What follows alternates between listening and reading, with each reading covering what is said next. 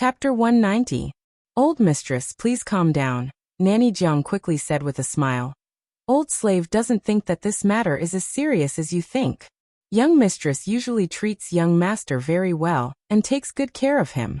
Old mistress, think about it. What kind of person is young master? How could he be easily controlled by a woman? As for tonight's matter, didn't young master say that young mistress drank a little too much? Young master was worried about her and was afraid that she would fall. Young mistress isn't someone who doesn't know her limits and wouldn't act like this on a normal day. Besides, it's a good thing that the two of them have a good relationship. If they were like eldest Missy and eldest young master today, you'd have to worry a lot. Wang was speechless for a moment and sighed. How could I not understand what you're saying? I naturally like the relationship between the two of them. Do you think I'd want my son and daughter-in-law to quarrel with each other every day? But I didn't expect that Wan Yang would be so inconsiderate. Even if she drank a little too much, didn't the servants follow her? Wouldn't it be enough to support her? Why did she have to insist on having my fengjiu? I'm so angry. Nanny Jiang opened her mouth but tactfully closed it again. It turned out that everything she had said just now was in vain. Old mistress's mind was still filled with her own thoughts. Then old mistress, do you intend to? Humph. Wang sneered. I was too careless before. Tomorrow, I'll have to teach her a lesson so that she won't get carried away in the future. Nanny Jiang sighed in her heart. Why did you have to meddle in the private affairs of the two of them? Everything was fine at first, but now you've caused trouble. But Nanny Jiang knew Wang's temper. Since she had already decided, even 10 bulls wouldn't be able to pull her back. She had to do it. Nanny Jiang hoped that young mistress was a reasonable person and wouldn't have a grudge against old mistress. The next day, Sangwon got up earlier than usual. After hurriedly washing up, she took Luya to Wang's place to greet her. Mama Li, Xingji, and the others did not know about last night's blunder and were stunned. They hurriedly asked with a smile. Young mistress, why didn't you go earlier? Do you have something important to discuss with First Madam today? Sangwon didn't even want to mention last night's incident again. She nodded vaguely and said with a smile. Yes, there is something urgent. You can serve young master breakfast. I have to go now. When Sangwon arrived, Wang was still asleep. She didn't dare to sit down, so she stood in the outer hall and waited silently. When Wang got up, she heard Nanny Jiang say that eldest young mistress had come over early in the morning to pay her respects and was waiting in the hall obediently. Wang gave a humph and said, At least she's tactful. As she said that, she unhurriedly ordered the servants to change clothes and wash up. After a while, she slowly came out of the room. Mother. When Sangwon saw Wang, she immediately blushed and lowered her head in embarrassment.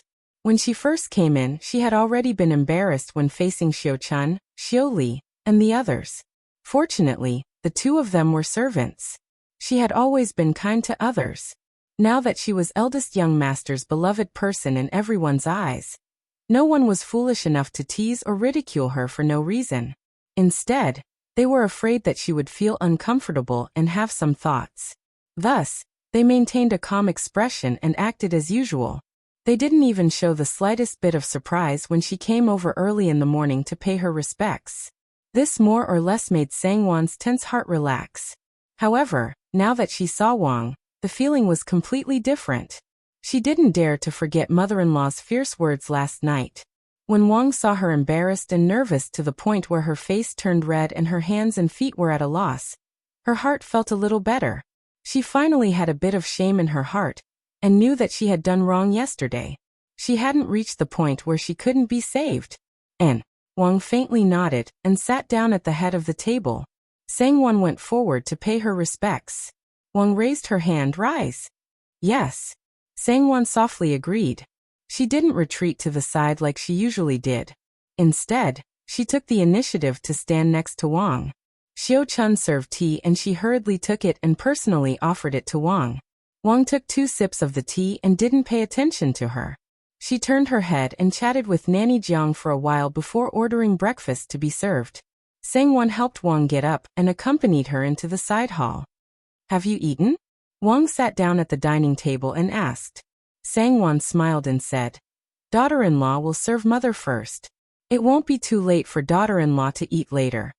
Wang wanted to ask her to sit down together, but she held back and asked again. You came out early in the morning. Did you ask the servants to prepare breakfast for Fengjiu? Sangwon quickly nodded. The small kitchen has been prepared according to young master's taste. When he wakes up, Xingji and the others will serve him. Mother, don't worry. Wang asked again. Does Fengjiu have other matters to attend to today? Does he want to leave the household? Sangwon shook her head honestly. Daughter-in-law doesn't know. Don't know? Wang frowned and snorted. He's your husband. Do you not care about him at all? Sangwon said. If my husband didn't say, it's inconvenient for daughter-in-law to ask. Daughter-in-law doesn't dare to ask about my husband's private matters. Since mother says so, daughter-in-law will ask more about it later. Wang felt a little better after hearing her say so and said, You're right. It's right for a woman to not interfere in a man's matters. Don't think of meddling in everything and climb over your husband's head to act like a tyrant. Our Sher family can't tolerate such an arrogant daughter-in-law. Do you understand? Yes, daughter-in-law understands. Sangwon smiled bitterly. Wang was satisfied and began to eat her breakfast. After finishing it unhurriedly, she got up and said, Just make do with it. Later, come with me to Banana Courtyard to see your big sister. I'm afraid there will be guests in the morning. After seeing your big sister, go back and change your clothes. I'll send someone to call you. Sangwon quickly agreed. Sangwon scooped half a bowl of red rice porridge and casually picked up a few pastries to eat. Sure, Fengjiu originally wanted to go with her to pay his respects, but he was stopped by Sangwon. Alone in Ning Garden 1, he paced around anxiously. It was not easy for him to endure for half an hour. Seeing that it was about time, he hurriedly put on a cloak and rushed over to Wang Shi's place. Wang had just finished eating her breakfast when she heard someone report that he was here. Her brows, which had just relaxed, couldn't help but knit together again. She subconsciously raised her head to look at the Western clock hanging on the wall, and snorted faintly. She said sourly in her heart, Great, everyone came earlier than usual today. That one came to beg for forgiveness. But this one came to chase after his wife, afraid that I'd bully her? No wonder the Taoists said that sons are useless and forget their mothers after marrying a wife. Sure enough, it's true. One couldn't help but feel sad. If that woman from the Zhuang family knew about this, she would definitely gloat. Mother, I'm here to pay my respects to you. Sure, Fengjiu came in with a smile. He subconsciously looked around and was startled when he didn't see Sangwon. Wang felt even more upset when she saw this. She snorted indifferently and waved her hand impatiently. Okay, don't worry about this old woman. Go do your thing. Don't stay here. Sure, Fengjiu didn't want to leave until he saw Sangwon. He was a little anxious and hurriedly said with a smile, I have nothing to do today, so I'll accompany you. By the way, didn't Wan Yang come to pay her respects to you early in the morning? Where is she? Sure enough, he came for her. Wang said angrily. What? You can't bear to leave her? You can't even see her for a while? You're afraid that I'll eat her. Mother. Sure, Fengjiu frowned and said, What are you talking about? How could Sangwon, who was in the side hall, have any appetite? She hurriedly asked for tea to rinse her mouth and hurriedly came out. Mother. Wang glanced at her and said to Sure Fengjiu in a bad mood, Quickly take her back and check if she's missing a few strands of hair or bruises. Sangwon secretly complained and stood at the side with her eyes lowered. What's wrong with this person? He clearly knows that mother-in-law is angry, but he still bumps into her like this. Great, this morning's efforts are all in vain. Mother-in-law will only get angrier. But mother-in-law was scolding her son, so she had no right to interrupt. Mother-in-law could say some things, but if she did, it would be a great sin. Her husband wouldn't care, but her mother-in-law wouldn't tolerate it. It was safer for her to stand at the side obediently. Sure, Fengjiu said. I just asked casually. Why are you so angry? Wan Yang is my wife. She came to your place early in the morning. I didn't see her when I came over, so I asked casually. Isn't this a very normal thing? Why are you angry? Oh, this is my fault. Wang was so angry that her voice trembled. Madam, you've really misunderstood eldest young master. Eldest young master isn't wrong. He was just casually asking. Nanny Jiang hurriedly tried to persuade her. Wang said angrily, forget it, forget it. You good for nothing. You can do whatever you want. I don't care anymore. If I don't talk too much, it'll be annoying. Take your wife back and don't be an eyesore in front of me. Even if you guys do something behind my back, what the eye doesn't see, the heart doesn't grieve over. Wang became even more depressed as she spoke. Her grief and indignation were difficult to resolve. He actually complained about her. Who was she doing this for? Wasn't it all for him? This brat didn't know what was good for him. Not only did he not appreciate her kindness, but he also complained about her. He was a big man, but he was controlled by a woman. He didn't think about how bad it would be for her as a mother. Shi Fengju was completely dumbfounded this time. Although Wang's words and actions were often unreliable, she always listened to her son. In other words, Shi Fengju always used various methods to persuade her. Only this time, he didn't expect her to have such a big reaction. It was as if he had become the most unfilial son in the world in the blink of an eye. Sang Wan, Nurse Jiang, and the others were also dumbfounded. They had never seen Madame Wang treat eldest young master like this. Sang Wan secretly complained.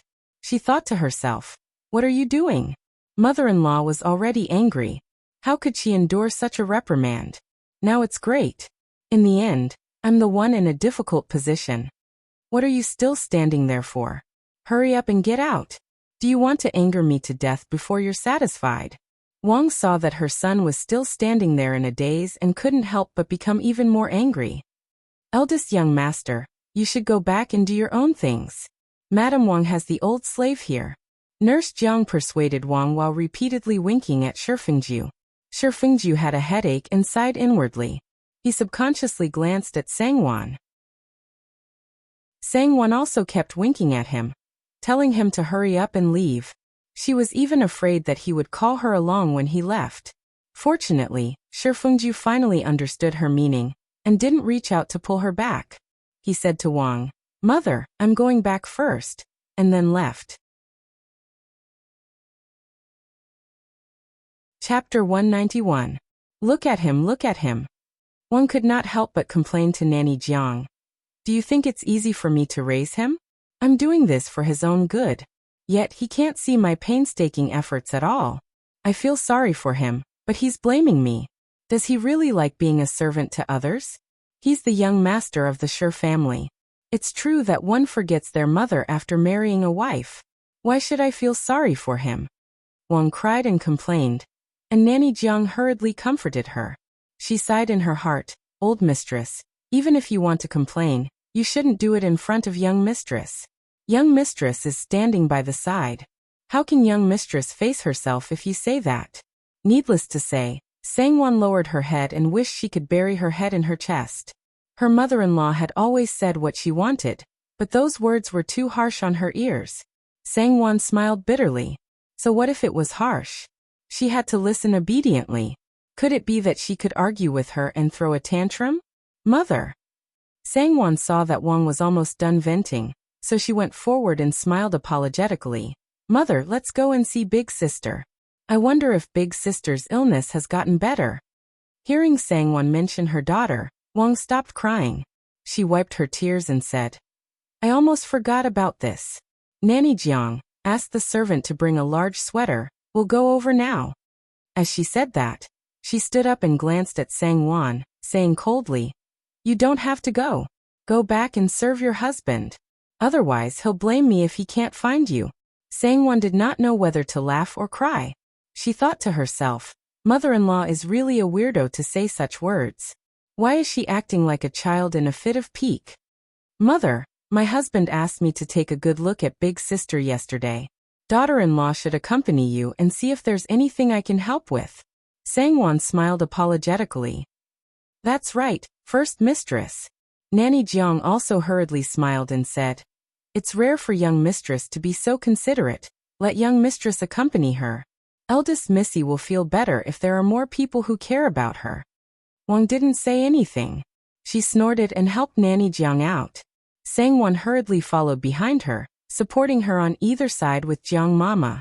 Wang Shi felt disgusted and avoided Sangwon's support. Sangwon, on the other hand, pretended not to know and continued supporting Wang Shi. Wang Shi didn't want to push her away in front of everyone, so she let her be. Shi Yumei had taken the medicine last night and was covered in a thick brocade quilt, sweating all night. This morning, she looked much better and more energetic. When Wang and Sangwon arrived, Chuizhu was serving her porridge.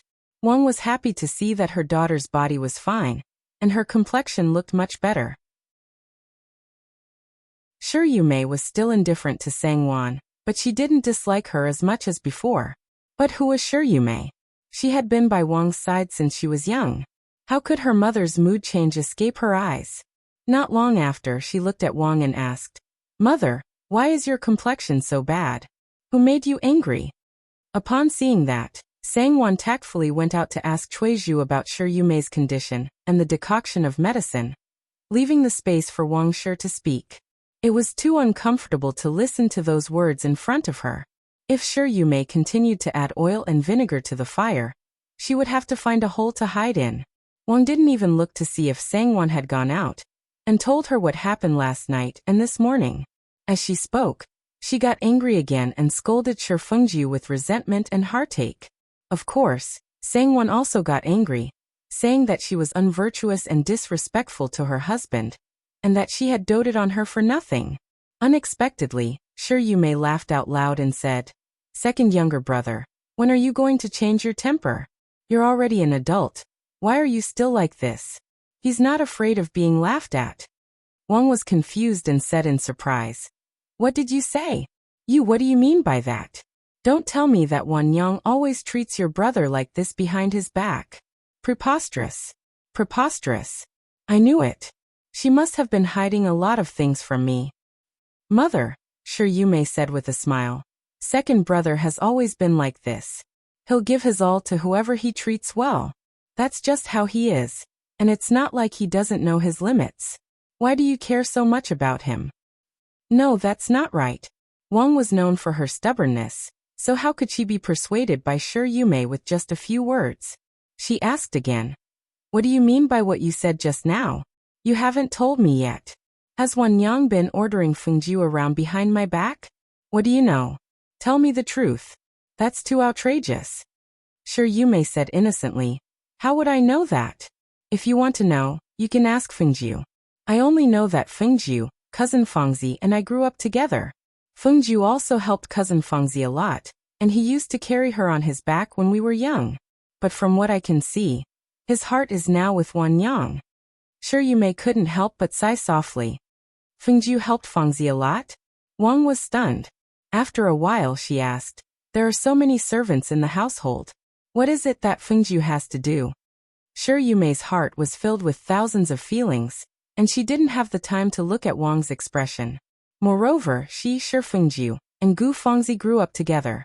There were many things that she was used to, and she didn't think much of it. Since her mother asked, she casually picked up the past and told her. The more Wang Shi listened, the angrier she got. The more she listened, the more she sucked in a breath of cold air. From her daughter's careless description, it wasn't hard to imagine her son acting like a humble servant in front of Gu Fengzi, running errands and serving tea. Wang Shi was furious. She was so angry that she felt dizzy and her vision turned black. There were so many things in this household that she didn't know about. How preposterous! How preposterous! That silly son of hers, whom she doted on like a treasure, was actually a servant. And Gu Fengzi, whom she doted on and pitied so much. In front of her, she was obedient and gentle, but behind her back she actually bullied her son. "And mother, what's wrong with you?" Nanny Jiang winked at her, and Shi Yumei finally saw it. She hurriedly asked in astonishment, "It's nothing." Wang gritted her teeth and said those words. She no longer had the mood to stay and said, "Have a good rest. Remember to ask Chuizhu to prepare the medicine on time. If you feel unwell, ask someone to tell mother. If you want to eat something, ask someone to get it. Mother will be going back first." Shi Yumei felt that her mother was a little strange, but she didn't think much of it. She nodded and watched them leave. When Sangwon saw Wang come out, she hurriedly smiled and called out, "Mother." She went forward to help her. Wang glanced at her with disgust and snorted coldly. She directly shook her off and left with Nanny Jiang and the others. That gaze was so cold that Sangwon's heart froze. She was stunned for a moment before she quietly followed. Based on her past experience, she didn't need to guess to know that Shi Yumei must have said something to her. Sangwon didn't know that Wang's heart was burning with anger. When she saw her being so gentle and obedient, she subconsciously thought of Gu Fangzi. She was also gentle and obedient in front of her. But what about behind her back? What she did behind her back was like stabbing her in the heart. When Wang returned to the main courtyard, she directly went into the warm room. Without her permission, Sangwon didn't dare to follow her in. She obediently waited in the outer hall. Sangwon couldn't help but feel a little regretful.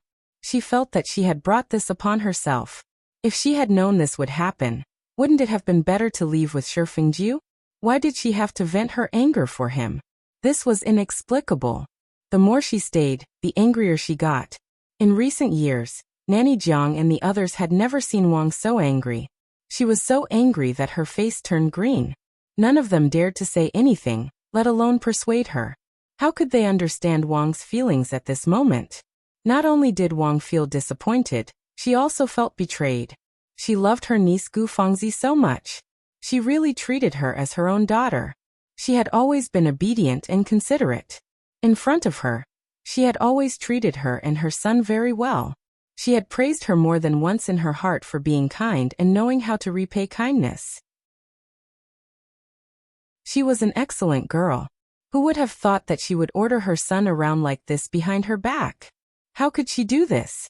Then everything that she had shown in front of her was obviously fake. Where's Wan Yang? Is she still outside? Wang asked after a while.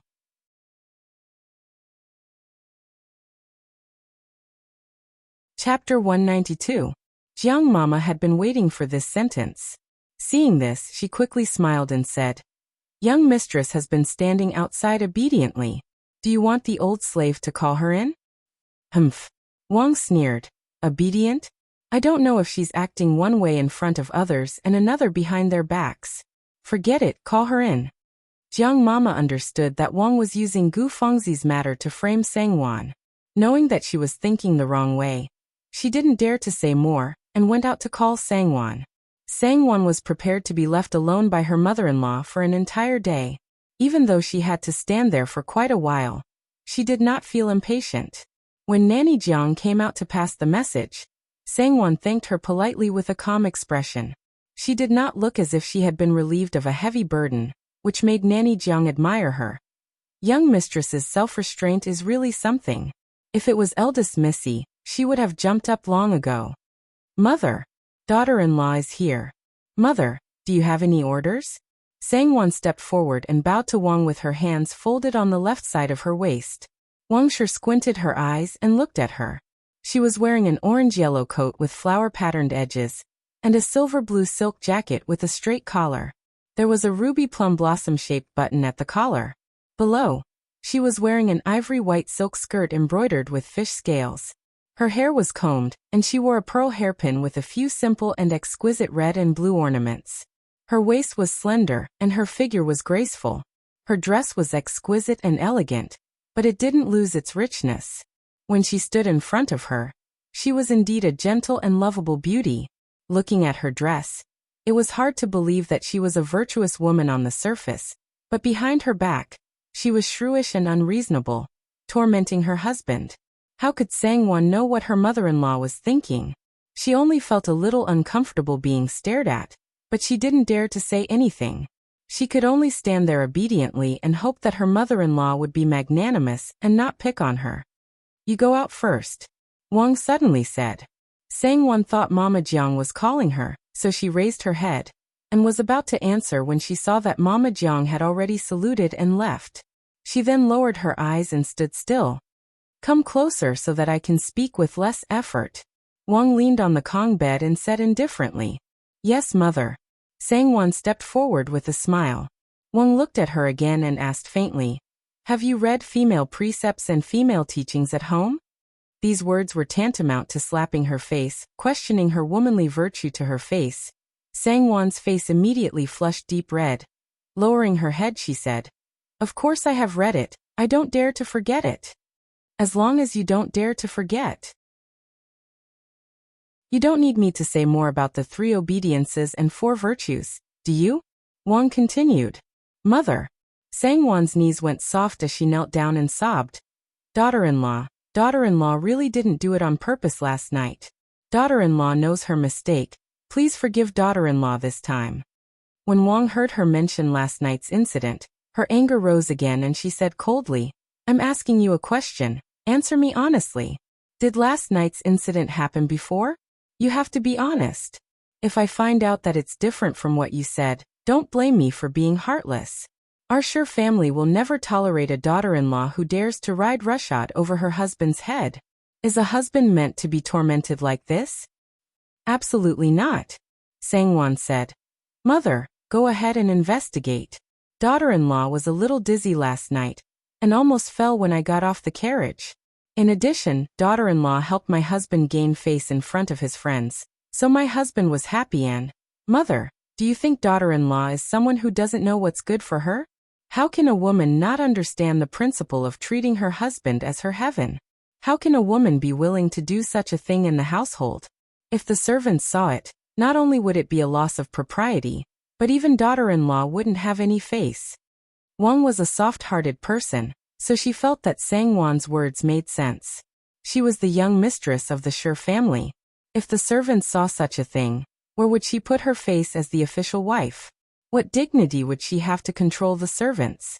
She wasn't a concubine who slept in the same room. She was just a man who amused himself. Even if she were to be impudent once or twice, it wouldn't be a big deal. "It's good that you understand this principle. My doting on you was not in vain." Wang's expression finally eased and she nodded. "Since that's the case, it's best. Remember, you're not allowed to do this in the future. Do you understand? If I see you again, or if you say anything to me, just you wait. Daughter-in-law will follow mother's teachings. I definitely won't dare." Sangwon secretly breathed a sigh of relief. "All right, you can go back. Madam who is busy today and can't come. You don't need to come again. Go. You don't have to come so early tomorrow to pay your respects. Go." Wang nodded and waved her hand. "Yes, then daughter-in-law will take her leave." Sangwon bowed and left. After leaving the main courtyard, she subconsciously straightened her back and breathed a sigh of relief. She looked at the high sky and the white clouds. The bright sunlight penetrated through the clouds. It was so bright and beautiful, but the coldness in the air still carried the breath of winter. "Wanyang, you're back." Sangwon had just entered Ning Garden when Shi Fengju came out with a smile. He held her hand and asked in a low voice, "How was it?" "Mother didn't make things difficult for you, did she?" How could Sangwon not have any resentment? She glanced at him bitterly and shook her head. "What are you saying? How could mother make things difficult for me? That was teaching. Which daughter-in-law shouldn't be taught in front of her mother-in-law? It was just that she was a little wrong this time." Shi Fengju knew that he had said the wrong thing. He smiled and went in with her. After taking off her overcoat and entering the warm room, Shi Fengju dismissed everyone. He held her in his arms and said softly, "There are no outsiders here. If you feel wronged, you can vent it to me. Don't keep it in your heart and suffocate yourself." Sangwon was a little angry at first, but after hearing him say this, she didn't know what to say. She sighed and said, "It's all in the past. I don't want to mention it again. Don't do it again in the future. I'm a little tired and want to sleep for a while. Don't disturb me." Seeing that she was still angry, Shi Fengju felt even more apologetic. He helped her to lie down on the Kong bed and pulled the blanket over to cover her chest. However, he held her body and said, "Did I cause you to be reprimanded by mother because of my big mouth today? Mother is old, so you have to bear with it. Alas, I don't know the truth either. How did things turn out like this? Mother is also too much. Why does she like to interfere in our affairs? Why is she so sure that you bullied me?" Sangwon was angry for a moment. "Can you not talk about this anymore? Mother is your biological mother. If I don't side with you, do you think I'll side with you? Fengju, I really don't blame mother. I shouldn't have done this.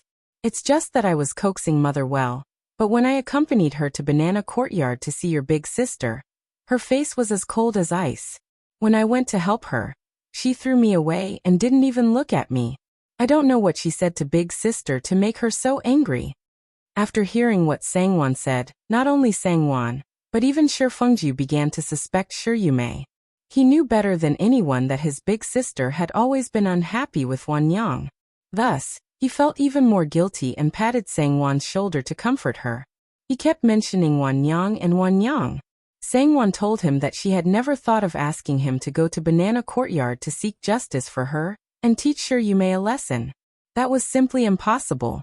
If she really thought that way, even she would laugh at herself for not knowing how to be polite. However, she couldn't bear to be wronged for nothing. Although she didn't expect him to do anything, she still had to let him know. She understood her own difficulties. "Fengju, I don't blame you. You're right. As the eldest daughter-in-law of a big family, how could she not be wronged? If I have to haggle over every little thing, I won't be able to live my life. It doesn't matter if I'm wronged as long as it's not from you." Sangwon listened to his gentle coaxing for a while before turning around to hold his hand and saying softly, "How could I let you be wronged?" Shi Fengju hugged her gently and his heart softened. He lowered his head and kissed her cheeks and forehead gently before saying softly, "Wanyang, I'm relieved that you think that way. You're really my good wife. In the end, I've implicated you this time. I won't do it again, When the weather is better in spring, I'll take you out to play. We'll go to the country house. There no one will care and no one will see. You can do whatever you want. For example, right now, there's only the two of us, so I'll listen to you." Shi Fengju said and looked at her with a smile. His eyes flashed with a hint of mischief. Sangwon was already at ease. Seeing him like this, she blushed and pushed him lightly before saying with a smile, "Stop fooling around. I'm really tired and want to rest. Mother said that old mistress who won't be coming today, so I don't have to go over." "Then you can rest." Shi Fengju smiled and helped her tuck in the blanket before leaning over to look at her. The more he looked at her, the more he liked her. He smiled and said, "Wanyang, do you feel any soreness or discomfort anywhere on your body? Do you want me to give you a massage?" Sangwon helplessly opened her eyes and said angrily, "Go out and walk around. Just don't bother me here." Shi Fengju smiled and said, "There's nowhere else to go. Go to sleep. I won't bother you. I'll just look at you." Sangwon gave a low hum and turned her back to him. She didn't care that his hand was gently stroking her body and hair from time to time. She closed her eyes and rested. Sangwon woke up at lunchtime. The two of them ate together, and then went to the corridor to admire the flowers and digest their food. These flowers were carefully taken care of every day by the maidservants. They would cut away the ones that were not blooming. If a pot of flower buds had all bloomed, they would ask for new ones from the greenhouse to make up for it. Azaleas, camellias, Chinese roses, wintersweet, and cyclamen were all blooming in the corridor. It was very lively and colorful. "Eldest young master, eldest young mistress, concubine Fong is here." A young maidservant suddenly came forward to report. "Concubine Fong?" Shi Fengju looked at Sangwon in surprise and said, "Concubine Fong from the second branch? What is she doing here?" Sangwon's eyebrows unconsciously raised. She smiled and said, "I don't know either. Since she's here, let her in." As she said this, the two of them returned to the room. Sangwon couldn't help but feel a little vexed. This concubine Fong was really persistent. Since the last time she came, Sangwon had accidentally bumped into her twice. However, Sangwon didn't give her a chance to talk about it. She didn't expect her to come again.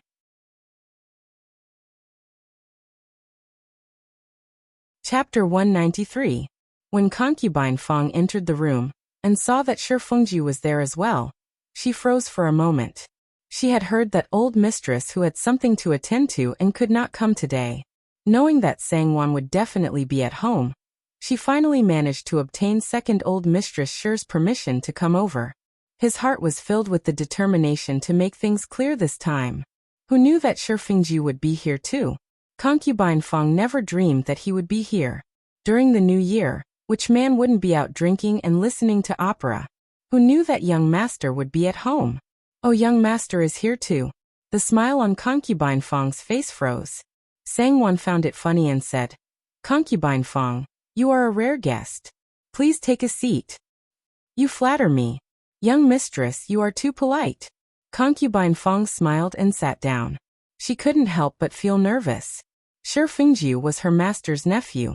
No uncle's concubine would sit in front of her nephew for long. Even if her niece-in-law was here, it wouldn't be good if word got out. After exchanging a few pleasantries, Sangwon asked with a smile, Is there anything that Concubine Fong needs? If there is anything that I can help with, Concubine Fong can just ask. Sangwon was the mistress of the household, and had the right to ask. Concubine Fong glanced at Shi Fengju hesitantly and said with a smile, There is something that I want to tell young mistress. It's just that. Haha. Concubine Fong's meaning couldn't be clearer. There was something, but it wasn't appropriate to say it in front of young master. Young master, you should leave for a while. Shi Fengju naturally understood Concubine Fong's obvious hint, but he understood Sangwon's hint even more. His wife didn't want him to leave, so of course he wouldn't. He pretended that he didn't see anything and smiled at Concubine Fong. Concubine Fong, you don't have to be so polite. Just tell me what you need. Concubine Fong's mouth twitched. She felt bitter but couldn't say anything. Some words could be said in front of Sangwon, but how could it be said in front of Shi Fengju? Concubine Fong hummed and hummed for a long time without saying the purpose of this trip. She only vaguely asked if she could take Fifth Miss out to enjoy the lanterns on the night of the Lantern Festival. After that, she reluctantly got up and left. If she were to sit here for too long, she wouldn't be able to answer to second old mistress Shi. Seeing Concubine Fong leave, Shi Fengju asked Sangwon, Why did Concubine Fong look for you? Shi Fengju had been pondering this question for a long time. He couldn't figure out why Concubine Fong had to come to Sangwon. Even if she couldn't tell second old mistress Shi, couldn't she tell second Lord Shi? Would second old mistress Shi be happy that she came to Sangwon instead of her own mistress Shi? Sangwon naturally didn't have anything to hide from him now. Besides, if he knew about this matter, he might have other ways to solve it. She smiled and sighed. It's a long story. I really don't know how to start. Shi Fengju smiled. That's strange. What could be so difficult for you? He became even more interested and wanted to hear about it. Sangwon sighed. Speaking of which, it was a few days ago. I accidentally heard Concubine Fong's trusted servant talking to her servant. She said that Concubine Fong wanted to betroth fifth sister to my second brother. I thought it was a joke at first, but who knew that Concubine Fong really came to look for me 2 days later? From her expression, it seemed to be the case. Every time she wanted to talk about me, she would change the topic. After that, I met her twice on the road, but she didn't have the chance to speak. Who knew that she would come again today? Shi Fengju was both angry and amused at the same time. He said, Concubine Fong actually had such an idea? She's too daring. Second uncle and second aunt are both here. Since when is it her turn to decide fifth sister's marriage? Besides, fifth sister is still so young. She's practically a half-grown child. If she were to marry second brother. Shi Fengju didn't know whether to be angry or amused. He shuddered when he imagined the scene of Concubine Fong calling his childish sister, second sister-in-law. Sangwon rolled her eyes at him and said faintly, Concubine Fong isn't someone who doesn't care about the consequences. It's hard to say whether second aunt knows about this, but how could second uncle not know? She didn't have the guts to do such a thing behind the master and madam's back. Shi Fengju was stunned for a moment, then became angry. He slammed the table and said with a frown, How could second uncle be so foolish? Sangwon didn't say anything. Second Lord Shi only had eyes for his precious goldfish and birds. He didn't care much about his children's affairs. Concubine Fong had always been good at pleasing him. It wasn't impossible for her to instigate him when he liked her. Besides, if this marriage was successful, it wouldn't be bad for them. I'm so worried about this. First of all, it's not up to me, a married sister, to decide on my second brother's marriage. The two of them aren't even close in age. How could a person like my second brother be willing to marry a wife who's so much younger than him? Even eldest brother and sister-in-law wouldn't agree. How could Shi Fengju not understand this logic? Moreover, Sang Yufei was already a GUN. If he passed this year's exam, he would at least be a Jinshi. His future would be limitless. No matter what, he wouldn't marry a concubine's daughter from a merchant family. Then don't let concubine Fong speak. I think second aunt definitely doesn't know about this. Otherwise, she wouldn't have a chance to speak up. Concubine Fong is just being foolish. Don't be too calculative with her. Shi Fengju said. Sangwon smiled and said, why would I be calculative with her? It's just that the spring imperial examination is approaching. I'm just worried that concubine Fong won't be able to wait, and will ask second uncle to speak up. What should we do then? Shi Fengju pondered for a moment, then smiled and said, if second uncle wants to speak up, he'll naturally look for me. How can I interfere with my own brother-in-law's marriage? When the time comes, I'll just reject it. Don't worry. If there's no other way, we'll just say that your eldest brother and sister-in-law already have someone in mind. We vaguely heard them talking about it a few days ago. Sangwon was overjoyed. She quickly smiled and said, that's a good idea. Then let's do it. Shi Fengju smiled and said, when concubine Fong comes later, don't meet her if you can. Let the wet nurse deal with her.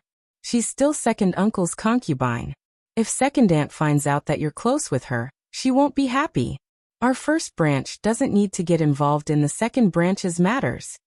Sangwon rolled her eyes at him and smiled. Who wants to get involved? I've never taken the initiative to provoke concubine Fong. I can't wait to avoid her. I'm just saying. My wife is naturally smart. Shi Fengju giggled and couldn't help but pinch her cheek. Sangwon smiled and dodged to the side. She smiled and said, there's something that I've been wanting to talk about these past few days. It's a pity that I forgot about it. It's about Xingji's marriage. Although this girl is willing to serve me for another 2 or 3 years, and is not willing to get married at this time, this is not too good. I think I want to make the decision for her and Steward Jin's son to arrange this marriage in advance. They will get married 3 years later. What do you think? Shi Fengju naturally didn't have any objections to this kind of inner courtyard matter. He smiled and said, I think that's a good idea.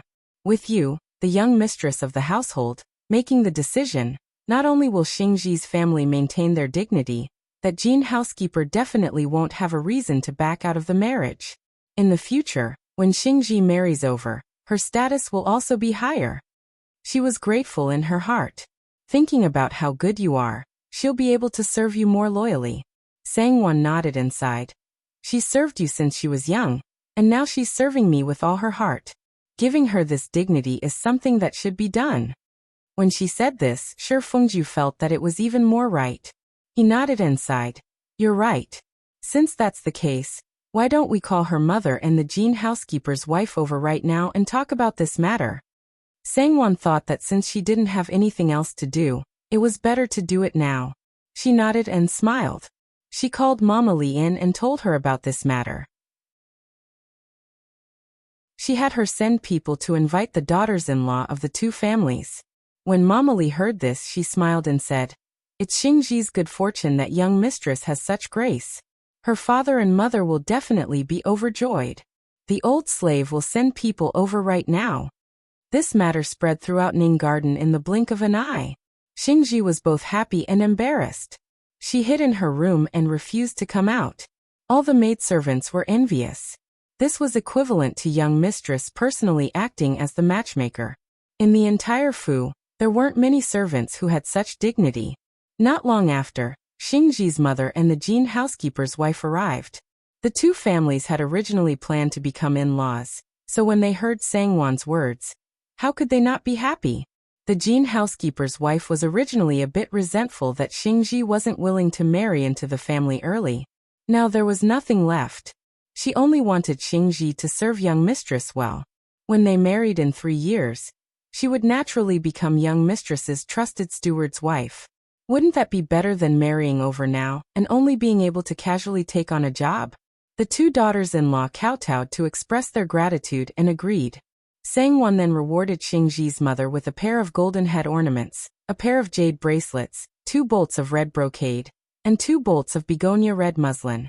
She said that these were rewards for Xingji as dowry. When she married, there would naturally be more dowry. The 2 daughters-in-law were even more delighted and thanked her profusely. Unexpectedly, the next day, when Sangwon and Shi Fengji were paying their respects, Wang suddenly asked about this matter. Although Sangwon was surprised, she still respectfully explained the matter. Wang smiled and said, Xingji has served in Ning Garden for many years. It's only right for her to receive such a favor.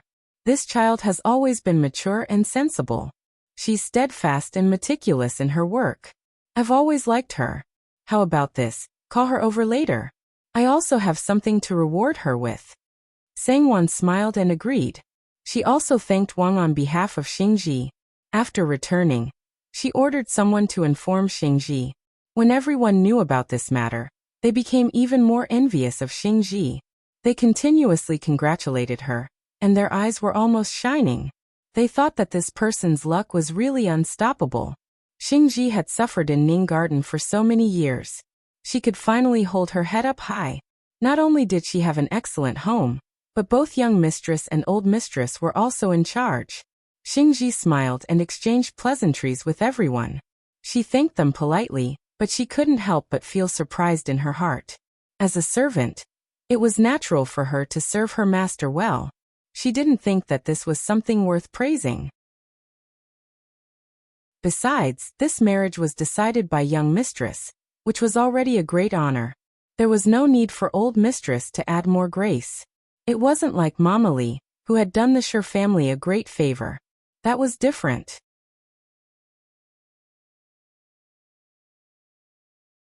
Chapter 194. This servant, Xingji, greets First Madam. In the warm room of the main courtyard, Xingji respectfully knelt down and kowtowed to Wang. Quickly get up. Wang smiled and raised her hand. I didn't expect so many years to pass in the blink of an eye. The little girl from back then has also grown into a beautiful young lady. Xingji blushed slightly and smiled. She got up and stood to the side with her eyes lowered, laughing softly. It's all thanks to First Madam's nurturing that this servant can have today. Hee, that's also because you've worked hard and are smart. Wang smiled as she sized her up and warmly asked a lot of questions. Xingji felt more and more uneasy and obediently answered one by one. Wang Shi finally got to the main topic. She smiled and said, You've served young master, and now that young mistress is here, you're serving her again. You've always been loyal and reliable. No wonder your young mistress values you so much even though she's only been here for a short while. She even personally decided on your marriage. Xingji was a little uneasy and smiled apologetically. This servant only did her part well. This is master's grace and this servant will never forget it. I knew you were a loyal servant. Wang smiled with satisfaction and suddenly said with a calm expression, I have a few questions for you. You have to answer me truthfully. Xingji's body stiffened and she quickly smiled. First Madam, please ask. This servant doesn't dare to deceive First Madam. Wang nodded and suddenly asked, Tell me, how do First Young Master and First Young Mistress get along? Even though she was already mentally prepared, Xingji was still stunned when she heard this. She subconsciously raised her head to look at Wang, and was a little dumbfounded. After a moment she said, First Young Master and First Young Mistress, treat each other with respect. Wang was obviously not satisfied with this answer and frowned slightly. I'm not asking about this. Xingji, there's only the two of us here. I trust you so I'm asking you these questions. Don't feel burdened. Whatever I ask you, just answer it directly. I like people who are direct and straightforward. Got it? Yes, First Madam, Wang continued. Then let me ask you, has your young mistress ever ordered young master to pour her tea or water? Has she ever lost her temper and asked young master to take care of her or coax her? Or has she done something even more overboard that a wife should not do? A woman should be gentle and virtuous. It's her duty to serve her husband. Do you think young mistress has done that? Xingji didn't know what happened that night. When she heard Wang's question, she was completely confused and didn't know how to answer for a long time. Wang was not in a hurry to urge her. She just waited calmly by the side. Young mistress is virtuous and gentle, and is considerate to young master. This servant has never seen young mistress lose her temper in front of young master. It has always been young mistress serving young master, Xingji said after pondering for a while. Is that so? Wang thought for a while and said, young mistress has never been disrespectful to young master. This servant doesn't dare to lie. Xingji knelt down and complained bitterly in her heart. Quickly get up.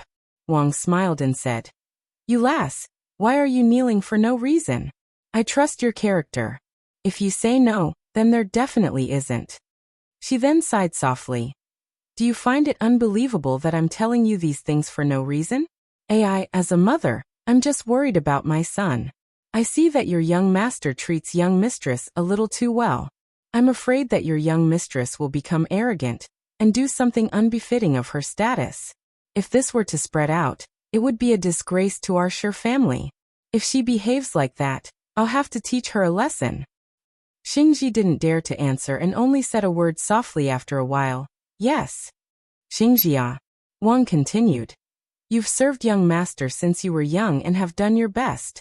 Although I don't usually say it, I've seen and remembered it in my heart. Xingji, I know you're a good person.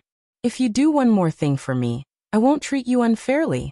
When you get married in the future, I'll definitely give you some benefits. This servant is deeply indebted to first mistress. If first mistress has any instructions, this servant will definitely obey. First mistress, please instruct me. Xingji didn't dare to hesitate and quickly knelt down to agree. Quickly get up. Wang actually personally helped her up and said, I want you to be my eyes and observe Ning Garden's actions and your young mistress's actions. If she does anything unruly or unvirtuous to young master, come and tell me about it. Are you willing? Xingji's face turned pale, and she didn't dare to say a word. Wang continued, I don't have any other intentions. I'm just afraid that the young couple doesn't know the severity of the situation. Young master usually doesn't care about trifles and young mistress is spoiled. If she were to say something unpleasant, it would be a disgrace to our Sure family. I've reminded her in time, and it's good for everyone. Xingji, this matter is all on you. Don't let me down. Yes. First mistress, this servant will remember. Xingji's mouth was dry and her heart was thumping wildly. She said softly, this servant, if this servant finds anything wrong with young mistress, this servant will definitely report it to first mistress. Wang nodded with satisfaction and smiled. I'm very assured with your work. All right, you can go back. This pair of golden hairpins is my reward for you.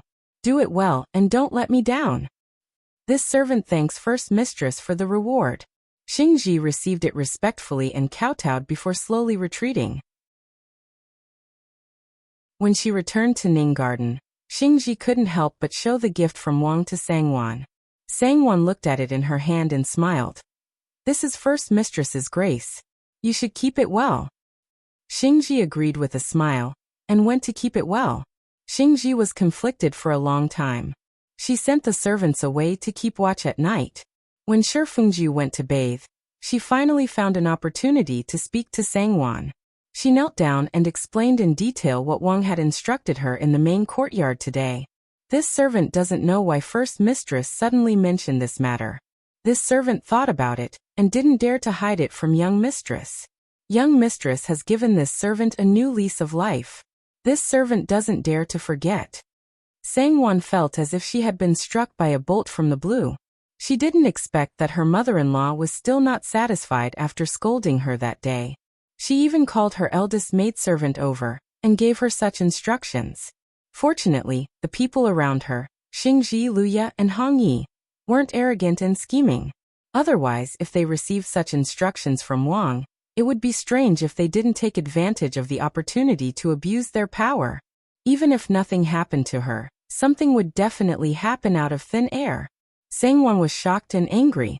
Her mother-in-law was suspicious of her to this extent. First mistress's concern is for the good of the residents. I'm still young. Perhaps some of my words and actions have fallen into her eyes, and caused her to worry. Since first mistress has instructed you to do so, you should truthfully report to her whatever you see. As long as you don't fabricate the truth, it's fine. Don't disappoint first mistress's trust in you. Sang-won finally managed to ease the anger in her heart, and faintly said to Xingji with a smile. Xingji was relieved to hear her say this and hurriedly nodded in agreement.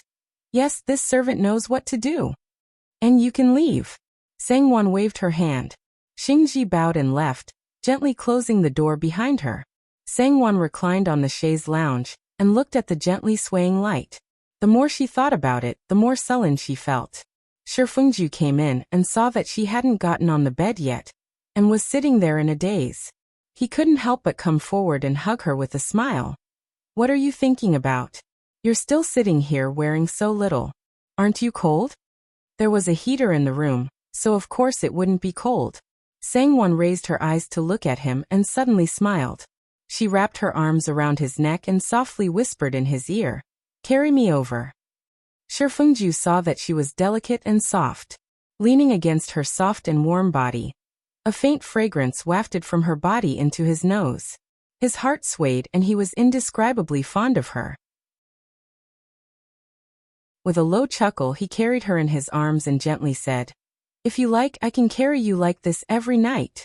Sang-won's face flushed, but she felt a little happy for no reason. She bit her lip and whispered in his ear, "I don't want it. What if mother finds out?" Shi Fengju was immediately amused. He lowered his head and rubbed the tip of his nose against hers. "How would mother know about what's going on in our room?" As he spoke, he strode towards the bed and gently put her down. He straightened his body and covered her. With her warm and fragrant jade in his arms, it was another night of endless charm. After the 15th, Shi Fengju found an opportunity to talk to Wang about Gu Fangzi. "Mother, I want to find a good family for my younger cousin to marry. What do you think?" Shi Fengju originally thought that his mother would jump up and argue with him. Who knew that she would only raise her eyebrows? Her expression could be said to be calm. Shi Fengju was greatly surprised. How would he know that ever since Wang Shi heard about the past from Shi Yume, the amount of pity she had for Gu Fangzi in the past was equal to how disappointed she was now? How would she still wholeheartedly plan for her? In her eyes, only her son was the most important. She was good to her because she thought that she was good to her son. Since that wasn't the case, why would she treat her differently? "Why would you have such thoughts out of the blue?" Wang asked faintly. She even felt a faint sense of joy in her heart. She felt that her son actually didn't like Gu Fangzi as much as she thought. He wasn't afraid of being controlled by her in the future. Shi Fengju had already thought of the reason. He said, "My younger cousin has been living in our house since she was young. Now that we want to take her in as a concubine, it won't sound good if word gets out. Those who don't know might think that we have ulterior motives. Our kindness has turned into enmity. I didn't think of this before. Now that I think about it, I really regret it. I shouldn't have let her in." Fortunately, this matter didn't make a big fuss and didn't alarm many people. "I'll find a husband for her and send her out when this matter dies down. As long as our Shi family is around, I don't think anyone will dare to do anything to her. Isn't it better to marry her as a legal wife than as a concubine? This is also for her own good." Wang Shi looked at him suspiciously for a while. "Do you really think so? Could it be that he heard some gossip outside? Or is this Wan Yang's idea?"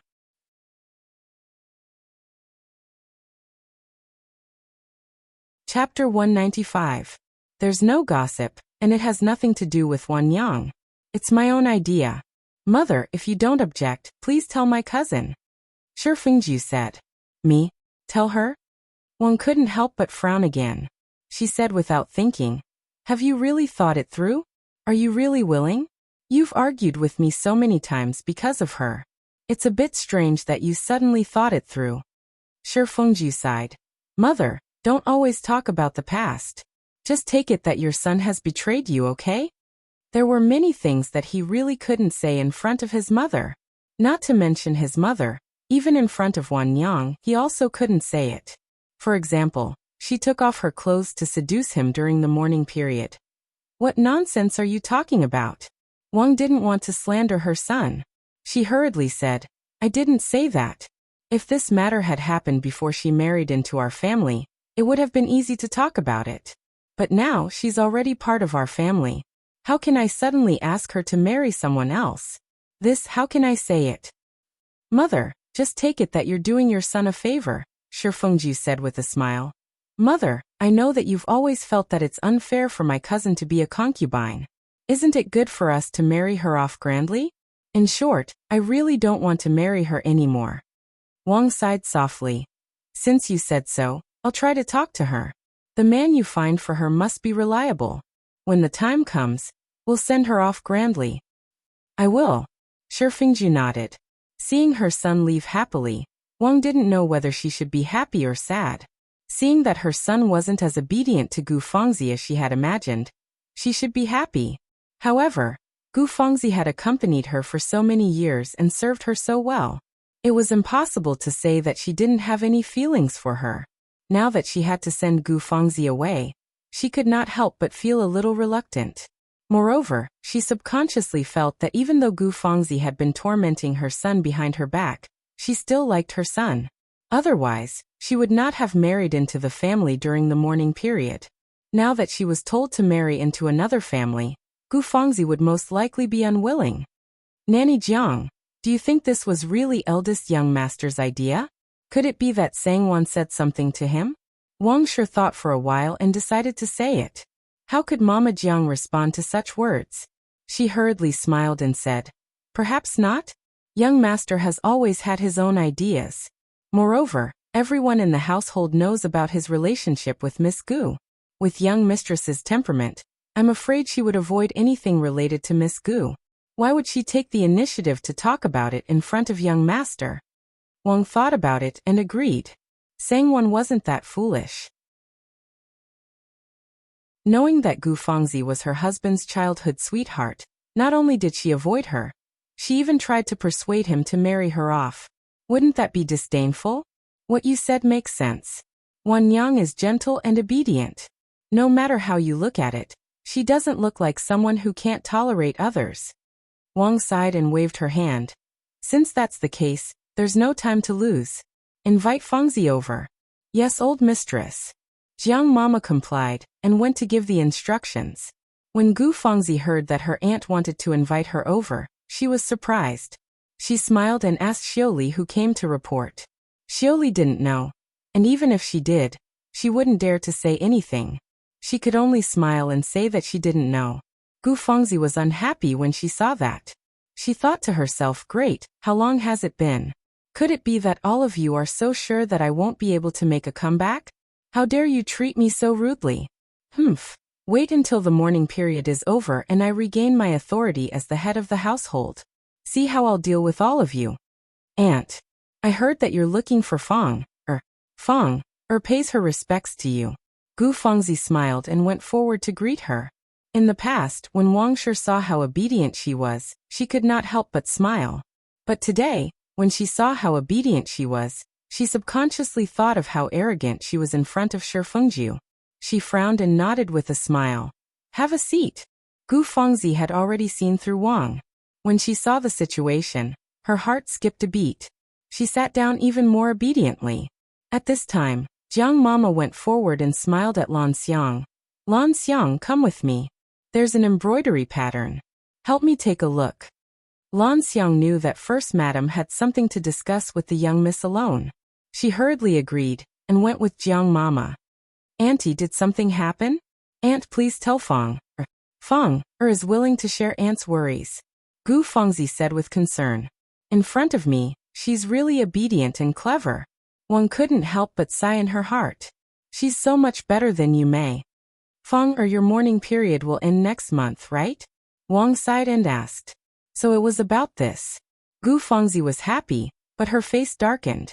She lowered her eyes and nodded lightly. Yes, I didn't think that half a year would pass in the blink of an eye. Fortunately, Aunt and big cousin took care of me. Otherwise wouldn't know what to do. When Feng's mourning period is over, I'll definitely serve Aunt and big cousin well, and repay Aunt and big cousin's kindness. If it was in the past, Wang would naturally be happy to hear her say that. But now it sounded awkward. She thought to herself, repay? You've been bossing Fengju around, ordering him around as you please, and throwing a tantrum to torment him. Is that considered repaying? Cough. Wang coughed and sighed again. Aunt has thought about it. Fong, or you're a good girl and also my niece. You've been by my side since you were young.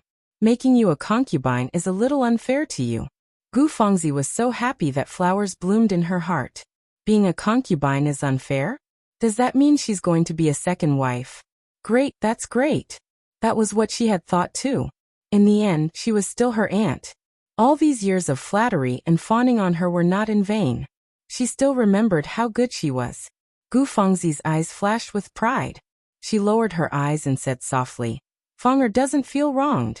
As long as I can stay by aunt and big cousin's side, Feng doesn't feel wronged at all. In Feng's heart, aunt is Feng's second mother. Feng everything will be decided by aunt. Of course, Gu Fengzi wouldn't be so foolish to reject such a good opportunity. Since her aunt was willing to let her be a second wife, then she would definitely go with the flow.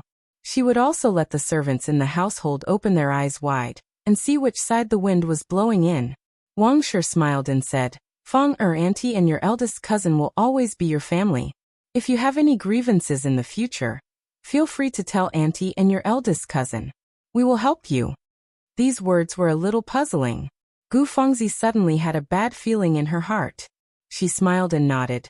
Feng has always known that aunt and big cousin are good to Feng. Naturally, I won't watch Feng suffer any grievances. But in this household, no one will let Feng suffer any grievances. Hearing her say that, Wang knew that she couldn't beat around the bush anymore. She said, Feng aunt thinks that it's better to arrange another marriage for you. You can be the first wife. What do you think? Wang's biggest characteristic was that when she spoke, she would beat around the bush too much. But when she was direct, she would be too direct. Often it would cause people to be stunned. Gu Fengzi was like that at this moment. She was stunned and couldn't regain her senses for a long time. Aunt Yu, what did you say? Gu Fengzi said in disbelief. You're saying that you're going to arrange another marriage for me? Aunt, I've already entered the Shi family's door. I'm already a member of the Shi family. How can I look for another family, aunt? Gu Fengzi's expression turned mournful. She looked indescribably pitiful. Her heart was in a mess. Her aunt actually said that she was going to find another marriage for her? No, that definitely couldn't be. No matter how good the marriage was, could it be compared to the Shi family? Could it be compared to big cousin? Moreover, if that was really the case, then wouldn't all her previous efforts be for naught? Wouldn't it become a joke? No matter what, she couldn't accept such an outcome. Aunt. Gu Fengzi knelt in front of Wang with a plop. She pulled on her clothes and begged, Aunt, please don't chase Feng away. Feng's mother passed away early, and father was like that. Feng had no one to teach Feng since young. Luckily, Aunt has doted on Feng for so many years. If Feng did anything wrong, please teach Feng and Feng will change. Aunt, please don't chase Feng away. Feng can't bear to leave you and big cousin. Feng only wants to be together with you and live happily. Aunt. Gu Fengzi cried and pleaded. Wang was already soft-hearted, and Gu Fengzi's words hit her soft spot. She couldn't help but recall the little things that she had spent with Gu Fengzi over the years. Thinking back, when Gu Fengzi first came, she was still a skinny little girl. She had big black eyes and a timid expression on her face. She didn't dare to talk to others or play with others. She only stayed by her side and followed her wherever she went. Even when she was bathing, Gu Fengzi would move a small stool and wait outside the bathroom door, refusing to leave. Year after year had passed, and the little girl from back then had grown into a beautiful and enchanting young lady under her tutelage. Although she was no longer as dependent on her as when she was young, she was still very respectful to her, and was as considerate as if she was her own daughter. Seeing Gu Fengzi crying like this, her heart wasn't made of iron. How could she harden her heart? Feng quickly get up, quickly get up. Wang hurriedly bent down to help her up and scolded. What are you doing? Don't be like this. Quickly get up and be obedient. Wang pulled Gu Fengzi up and sat next to her. She took out a handkerchief to wipe her tears. Feng carefully think about Aunt's words. Aunt is really doing it for your own good. Your big cousin already has one Yang. You're such a good girl. Why do you have to wrong yourself? It's all my fault. If I had known earlier, I wouldn't have. It's too late to say anything now. Feng, don't worry. When you get married, Aunt won't treat you badly. No. Gu Fengzi's tears fell again. She looked at Wang with teary eyes and said, Aunt, I just want to stay by your side and stay by big cousin's side. Aunt, I don't feel wronged. I really don't feel wronged. I beg you, please keep Feng. Wang could only sigh. She didn't know what to say.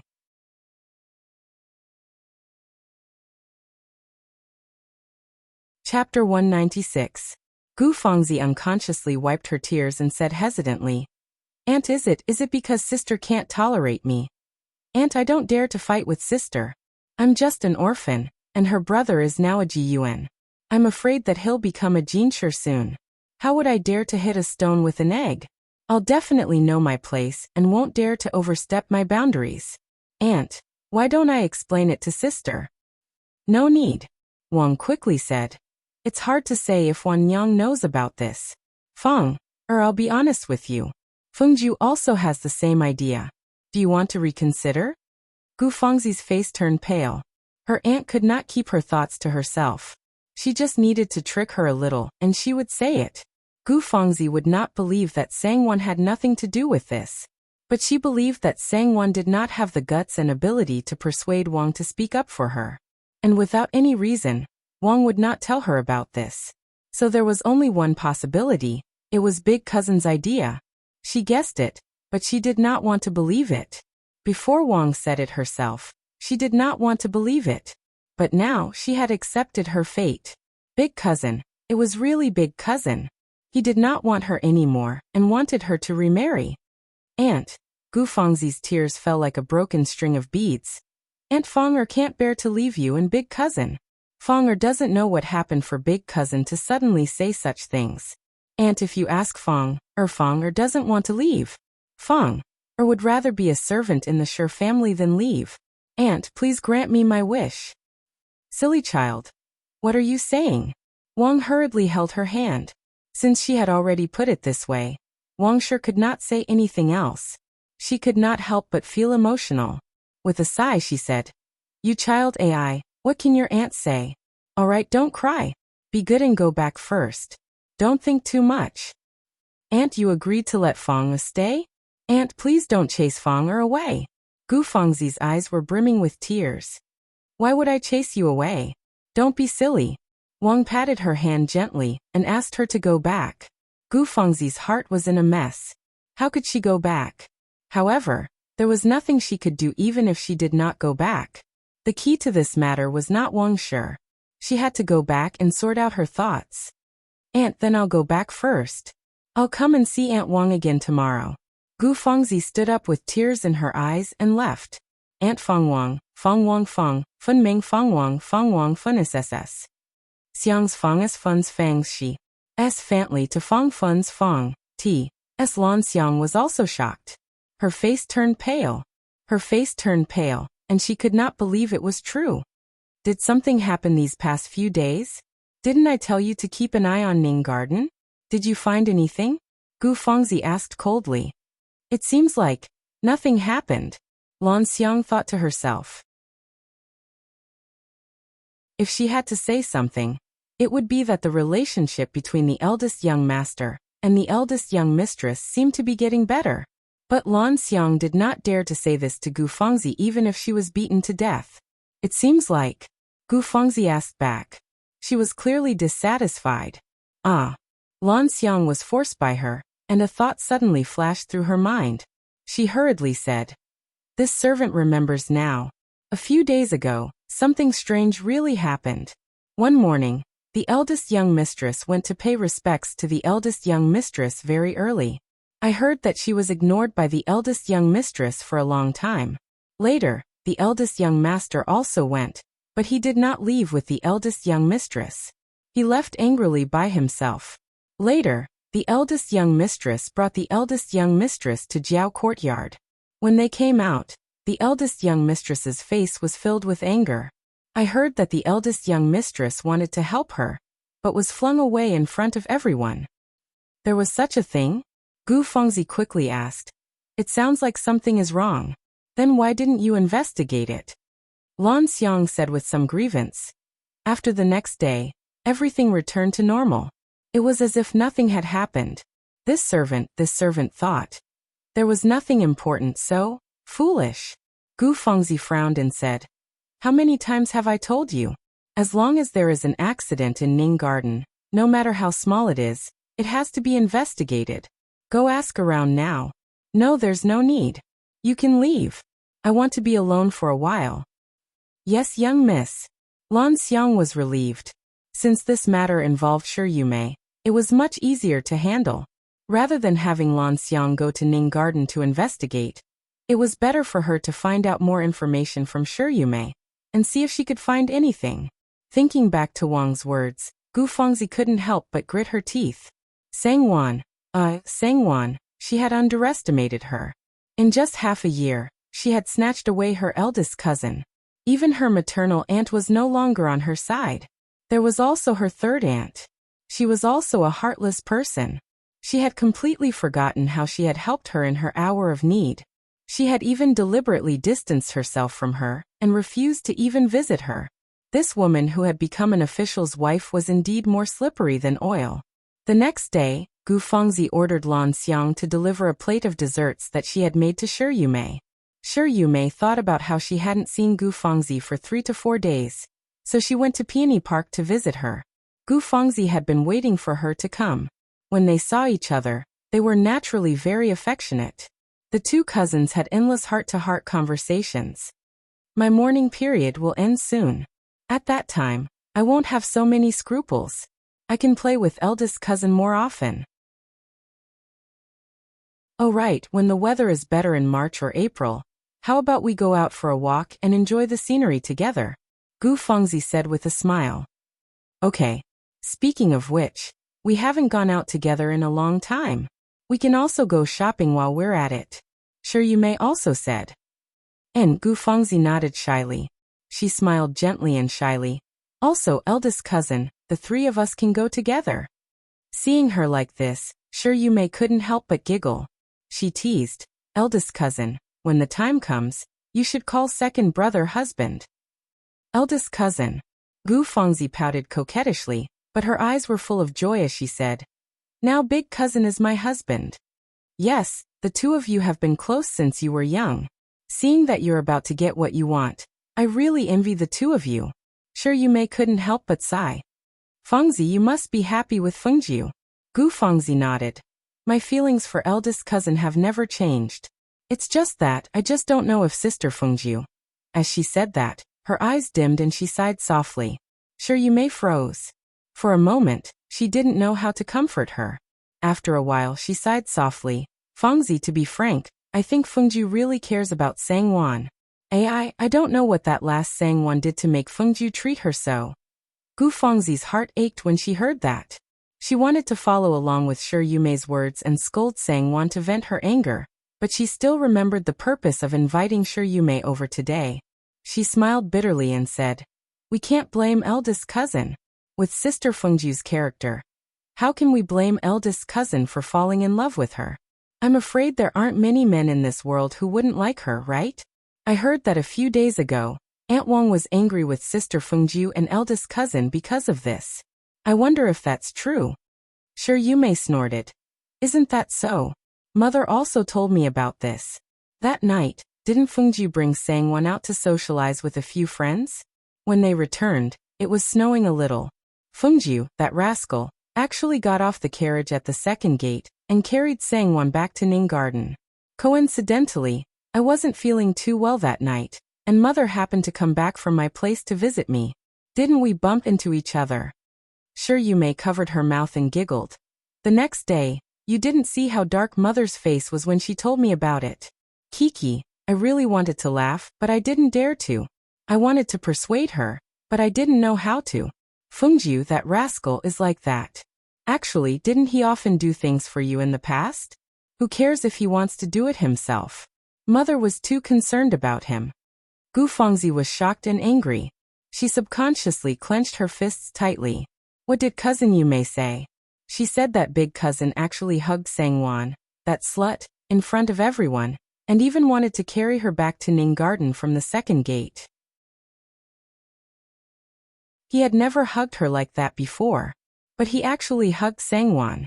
When they were together, at most, they would look at each other affectionately. They rarely touched each other's skin. He had never even held her hand or kissed her. Because she had her reservations. She didn't want him to think that she was a woman who didn't respect herself. She wanted to maintain the best image in his heart. So even if she had suffered a great grievance, she would only cry on his shoulder. And he would only gently pat her back. He never dared to touch her. But he was actually so intimate with Sangwon. Sure, Yume continued to sigh. When I saw mother like that, it was as if there was a thorn in her heart. If I didn't point it out, she wouldn't feel good. So I told her about your and Fengju's past to comfort her. Only then did she feel better, and no longer think about it. But Fengju too. How can he still be so mischievous when he's already an adult? Fortunately, it was at night. If someone saw it during the day, it would really be embarrassing. And Sangwon too, she's a little too frivolous. If not for Sangwon's help on the night of New Year's Eve and her handling of the matter, so well that not a single word was leaked out, sure Yume would have more or less owed her a debt of gratitude. By now, the word frivolous wouldn't be enough to describe her. Sure Yume was well aware of the twists and turns in the inner courtyard. After all, the incident that night happened in the inner courtyard. If not for Sangwon's careful handling of the matter and deliberately leaking the news, the next day, the entire household would know that her eldest daughter was locked out of the courtyard by her own husband. By then, even if she wanted to investigate thoroughly, she wouldn't be able to trace it back to Sangwon. With Sangwon in charge of the household, how could she not have a channel to spread the news? Since that night, sure Yume's impression of Sangwon had changed. She even secretly asked herself, if she and Sangwon had swapped places that night, would she have been able to do what she did? The answer was no. It was already good enough that she didn't hit her when she was down. It was impossible for her to provide timely help. Gu Fengzi was dumbfounded. She faintly felt as if she had caught on to something.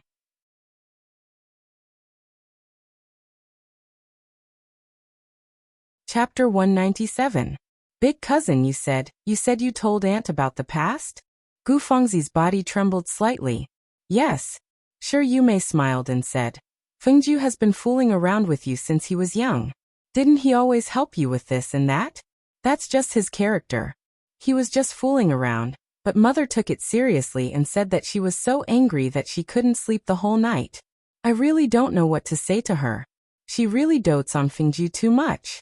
But Fengju isn't someone who doesn't know his limits. Now that he's grown up, he won't be like how he was when he was young. I tried to persuade mother for a long time. Gu Fengzi felt her body turn cold as if she had fallen into an ice cellar. She finally understood. No wonder her aunt's attitude towards her was a little strange. So that's why. Big cousin, oh big cousin. Why did you bring up the past for no reason? Do you know that you've caused me to die? Gu Fengzi cried helplessly in her heart. She understood Wang much better than Sure Yume. When Wang heard Sure Yume's words, not only would she be angry with Sangwon, she would also be angry with her. Her imagination might even run wild. No wonder she said that she would find another marriage for herself. If it were in the past, even if Big Cousin had such an idea because of Sangwon, her aunt would never agree. But yesterday, those words came out of her mouth clearly. What's wrong with you? Why do you look so pale? Sure Yume sighed to herself and finally realized that something was wrong with Gu Fengzi. No, it's nothing. Gu Fengzi forced a smile and shook her head. Sure Yume, on the other hand, felt that she understood her in hindsight. She couldn't help but hold her hand and patted it gently before sighing. Don't think too much. Sangwon and Fengju's marriage was set by grandfather, and there's no way to change it. What's more, she's married now. Although Fengju treats her well, he doesn't treat you badly either. Sangwon can't compare to your relationship since you were young. Fengzi, don't do anything foolish. I know Fengju's character too well. As long as you don't do anything foolish, he will definitely not let you down. Cousin. Gu Fengzi realized that she had lost her composure, and quickly regained her composure. She smiled and said, I understand, don't worry. Elder sister is eldest cousin's legal wife. How could I be so foolish as to scheme against her? It was only right for eldest cousin to treat her well. I'll be satisfied as long as I stay in the Shi family and stay by aunt and big cousin's side, really. I will remember my own identity. Shi Yumei felt gratified and sad at the same time. She smiled and chatted with Gu Fengzi for a while before leaving. Once Shi Yumei left, Gu Fengzi was so angry that she was almost speechless. Her face was as cold as ice. Never in her wildest dreams would she have thought that this would happen because of Shi Yumei. In the end, Shi Yumei was the one who destroyed her happiness and destroyed her biggest backer without batting an eyelid.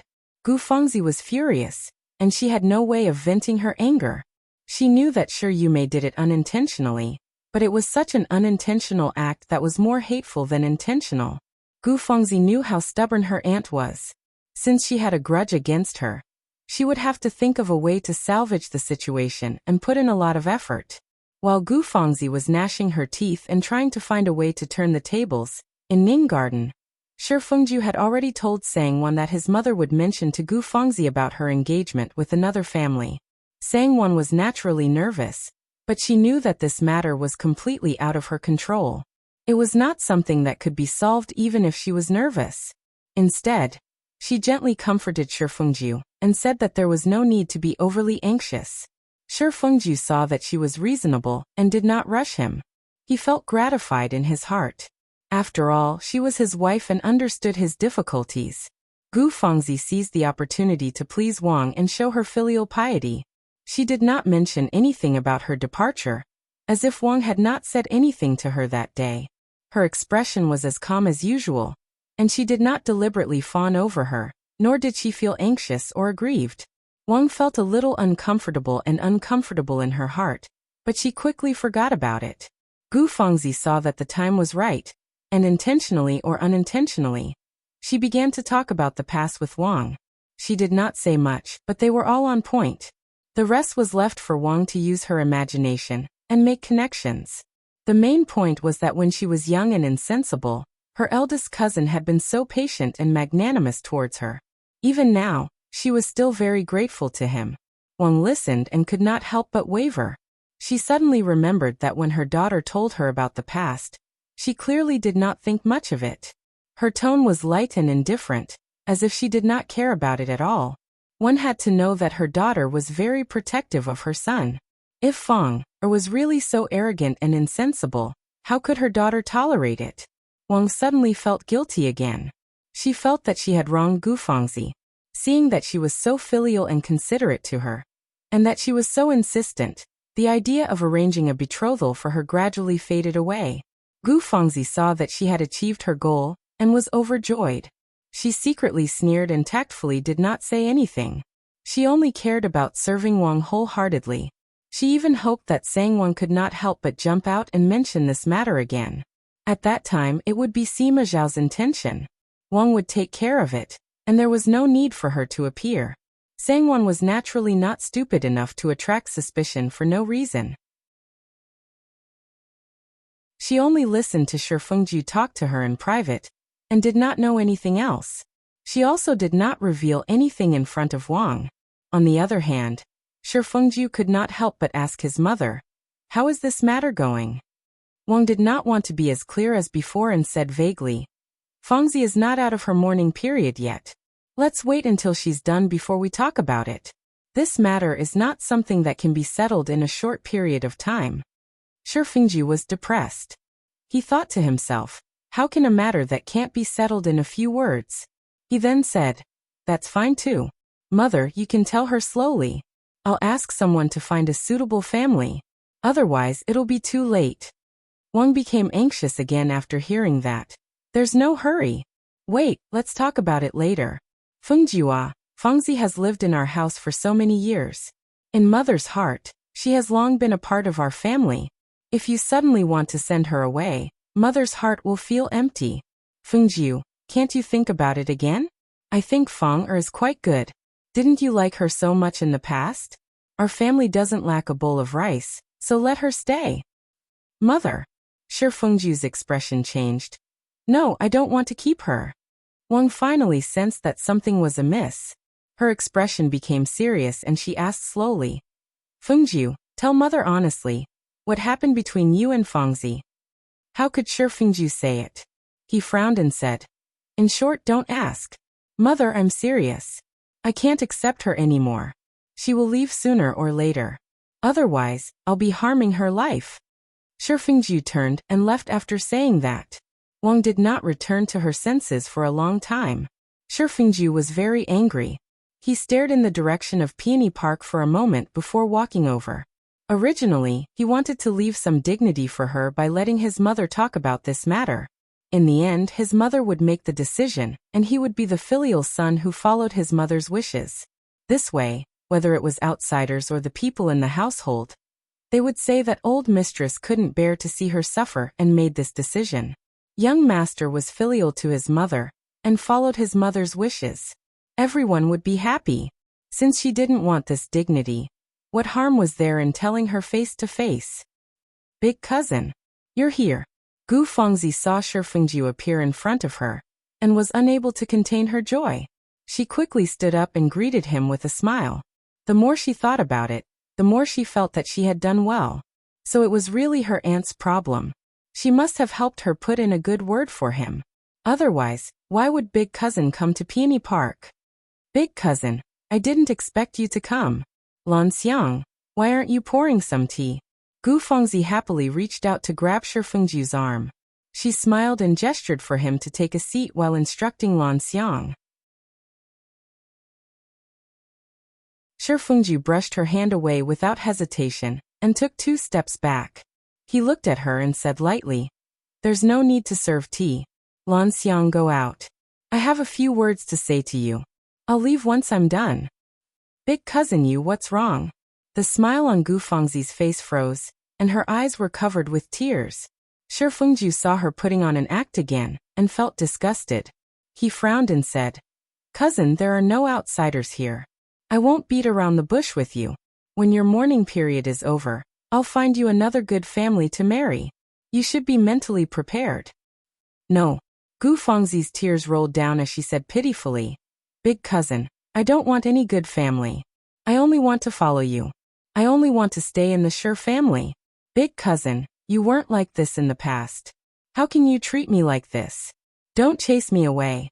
I don't want to leave the Shi family. I don't want to leave you and aunt. Shifengju said, cousin, I've said it before. There are no outsiders here. You don't have to put on an act. Even if you're not tired, I feel tired for you. Don't mention the past to me. I feel disgusted when I hear it. You can think whatever you want. I can only tell you clearly that the one I like is Wan Yang.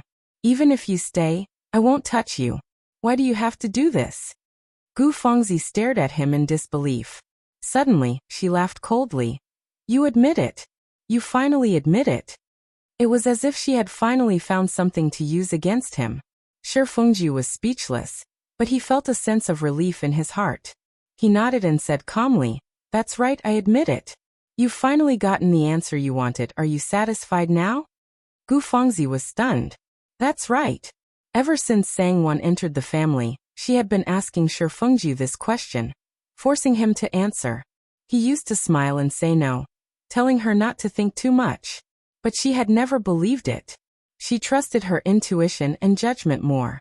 But today, without her asking, he told her frankly that the one he liked was Sangwon. Finally, the guess in her heart came true. The facts proved that her guess was right. She was right. But so what? It proved that she was right. At the same time, she knew clearly that she had lost him. Gu Fangzi was at a loss. She didn't know what kind of answer she wanted to get from this question that she had been brooding about.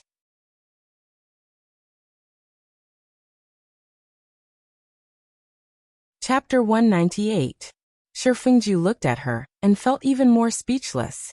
Cousin, it's time for you to give up. You didn't make a big fuss when you entered the Shi family, and nothing happened between us. With the Shi family's influence, it won't be a problem to find you a good family. Just wait patiently. No. Gu Fangzi muttered and shook her head. I'm not leaving. You can't do this to me, you can't. Big cousin, even if you've forgotten our past, I've already entered the Shi family and belong to you. You want me to marry again. What do you take me for? Although I haven't studied much, I still understand the simple logic of a woman being faithful to her husband. Shi Fengju felt that she couldn't be reasoned with. His face turned cold. You really think so? I really don't understand. Why do you have to do this? Gu Fengzi lowered her eyes and sobbed without saying a word. Why? How could she be willing? She had worked so hard for more than 10 years, and was about to reap the rewards. How could she be willing to give up now? If that's all you think, there's no need at all. I've said it before, nothing happened between us. You don't have to think so much. I can't, Gu Fengzi said with tears in her eyes. Big cousin, even if you've forgotten me, I can't forget you. I won't leave, even if you don't acknowledge me, it's fine. Just don't let me leave, all right? I beg you. Shi Fengju once again experienced Gu Fengzi's ability to pester him. Back then, it was because of her pestering that he had no choice but to welcome her into the family during her mourning period. Now she was using the same trick again. Shi Fengju suddenly asked, "Why do you insist on staying in the Shi family?" Gu Fengzi's heart sank. Why? Of course, it was for him. She could only mutter, I really can't bear to. Shi Fengju shook his head mockingly. If you've really decided to do so, I can't say anything. When the time comes, you can choose any of the Shi family's villas. Either you get married, or you move out and live in a villa. You have 2 choices. Choose for yourself. Big cousin. Gu Fengzi suddenly stepped forward and grabbed Shi Fengju's sleeve. Why are you doing this to me? I've really changed. I promised you that I'd remember my identity. I'll definitely do it. Why are you still treating me like this? Can't you see that I've really changed? Eldest cousin. Shi Fengju shook off her hand and said indifferently, Is that so? But I don't think so. Alright, stop treating me like a fool. Even if I can't guess 10% of what you're thinking, I can at least guess 90% of it. There are no outsiders here, so you don't have to put up such an act. Cousin, I've already made myself very clear. Think about it yourself. I hope you can think clearly before you end your mourning period. Shi Fengju sneered silently and left Peony Park. Gu Fengzi staggered and trembled as she held onto the armrest of the chair. Her eyes were filled with endless hatred. She really hated her. Sangwon. Did she think she could replace her so easily? She would not let her have her way. Gu Fengzi fell ill very quickly. First she had a high fever, then she coughed and couldn't get out of bed. The doctor said that she had caught a cold, and with the stagnation of her liver, she was unable to get out of bed. Once the depression in her heart was resolved and she took medicine on time to recuperate, she would naturally recover. Gu Fengzi's illness alarmed Wang and Shi Yume. The mother and daughter pair personally went to Peony Park to visit. Sangwon had no choice but to accompany them. Wang naturally knew why Gu Fengzi was so depressed and was in a dilemma. Her son's attitude was firm, but Fengzi fell ill because of this matter. Both sides were people she loved dearly, and it was a huge problem for her. Although Gu Fengzi's face was pale and sickly, when Wang, Shi Yume, and Sangwon came, she still treated them with courtesy and forced a smile. That unintentional look of grievance made Wang's heart ache. Rest well, and don't let your thoughts run wild. Nothing is more important than your own health. Don't you think so? Feng be good. When you recover, your aunt will make the decision for you. Wang held her hand and comforted her gently. She then said to Sangwon, Wan Yang Fenger is sick. You have to pay more attention to Peony Park and send more people to ask about her. The meaning of those words was very clear.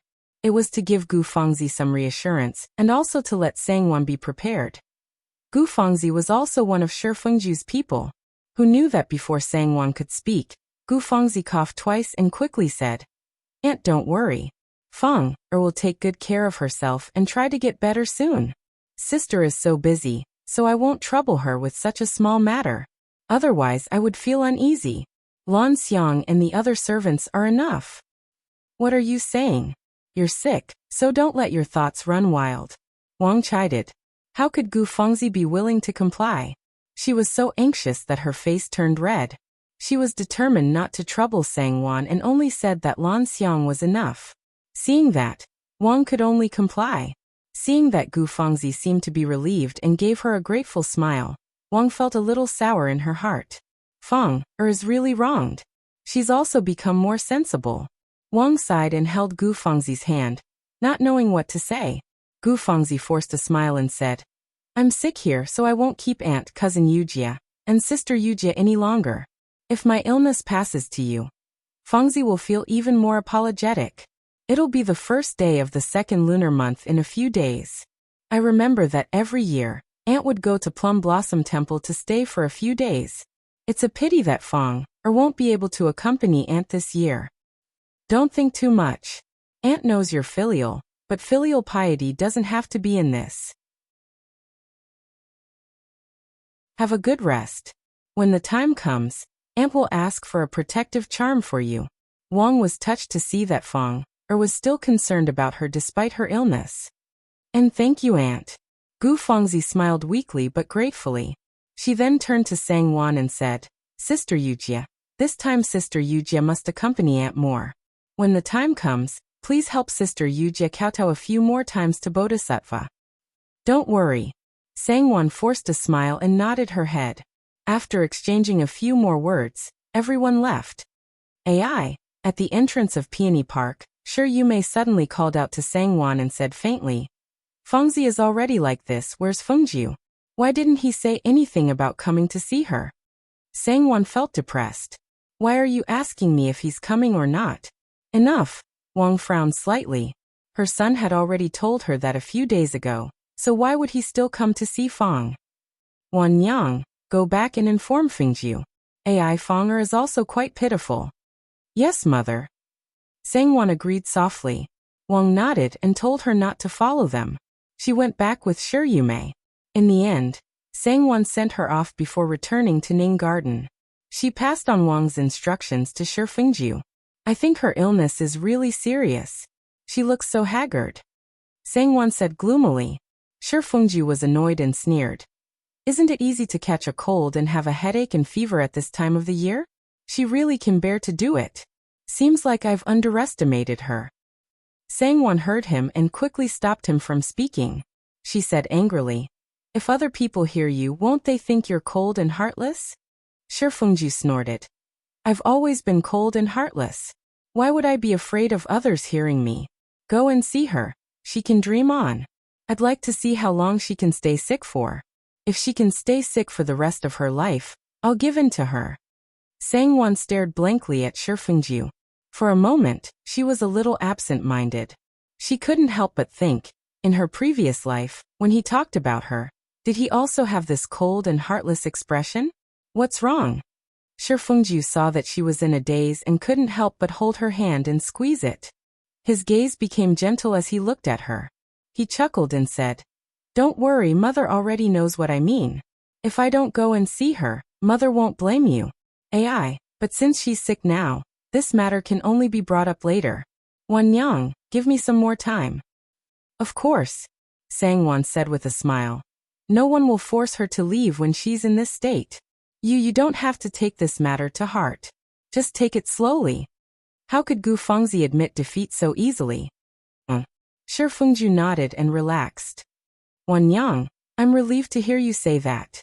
Mother is going to Plum Blossom Temple on the first day of February. I'll have to go with her. I don't know how she prepared in the past. I'll have to ask Mama Li and the steward's wives. It's time to prepare. Sang Wan said a few words with him, and then stood up with a smile. Shi Fengjiu said with a smile. Then I'll go to third uncle's place to sit. You can go do what you need to do. He changed his clothes and left. In Peony Park, although Gu Fengzi's face was still haggard and she was lying on the bed in a daze, the look in her eyes was cold. Pretending to be sick was just a pretense. She wanted to use this to get rid of suspicion. You must ask Ah-san to contact young Master Hong. Just do what I just taught you. Remember, don't forget. Gu Fengzi stared at Lan Xiang. Lan Xiang was taking on the task for the first time, so she couldn't help but feel a little nervous. She subconsciously touched the 50 taels banknote and couldn't help but ask, Young miss, do you really want to do this? What? You don't want to help me? This servant doesn't dare. Lan Xiang hurriedly knelt down. Get up. Then go. Gu Fengzi sneered. I'm just asking you to pass on a few words. What does it have to do with you? Yes, this servant understands. Lan Xiang slightly relaxed her breath. On the first day of the second lunar month, Sang Wan, Shi Yumei, and Shi Lian accompanied Wang and the maidservants to the carriage to Plum Blossom Nunnery. Every year on this day, Wang would bring her daughters to Plum Blossom Nunnery to pray for her dead husband and for her children's family. The abbot of Plum Blossom Nunnery, Abbess Su Heng, was very familiar with Wang. The nunnery had already made preparations a few days ago. 2 days ago, Sang Wan sent someone to make arrangements. When Wang and the others arrived, everything was ready. Abbess Su Heng personally came out to welcome them. After greeting each other, they entered the Qingqiu courtyard where Wang and the others were staying. After settling down, Wang brought her daughters and daughters-in-law to the nunnery to pray to Bodhisattva. Then they went to Abbess Su Heng's room to talk. From the next day onwards, Wang would be accompanied by Abbess Su Heng in the side hall of the nunnery to pray and listen to Abbess Su Heng talk about Buddhism. They would return home after 3 days. Sang Wan and the others only accompanied Wang on the first day. The next day, Wang sent them out.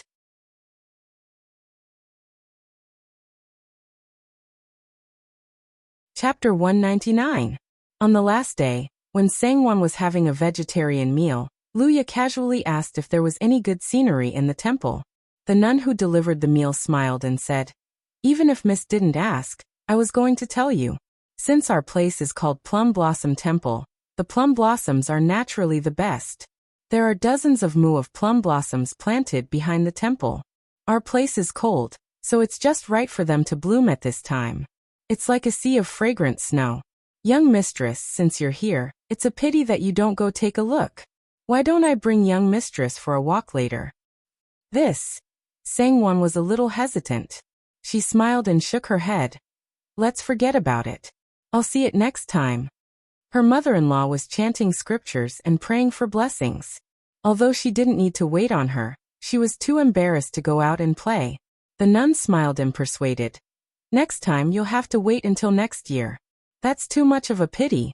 Yesterday, eldest Missy also went for a walk and said it was good. Everyone in Qingzhou City praised the plum blossoms here. They all said that they bloomed better than other places, and that they were more spirited. Luya was also tempted and couldn't help but persuade from the side. The nun also said one sentence after another. Sang Wan was gradually persuaded. After the meal, the master and servant went with the nun. "Young mistress, look, it's over there." After walking for a while, the nun pointed at the faint red clouds in front of them and said with a smile. Sang Wan and her servant followed her finger, and found that it was true. They smiled and nodded. When they were almost there, a little nun came out of nowhere, and said something to the nun who was leading the way while panting. The nun who was leading the way was slightly startled.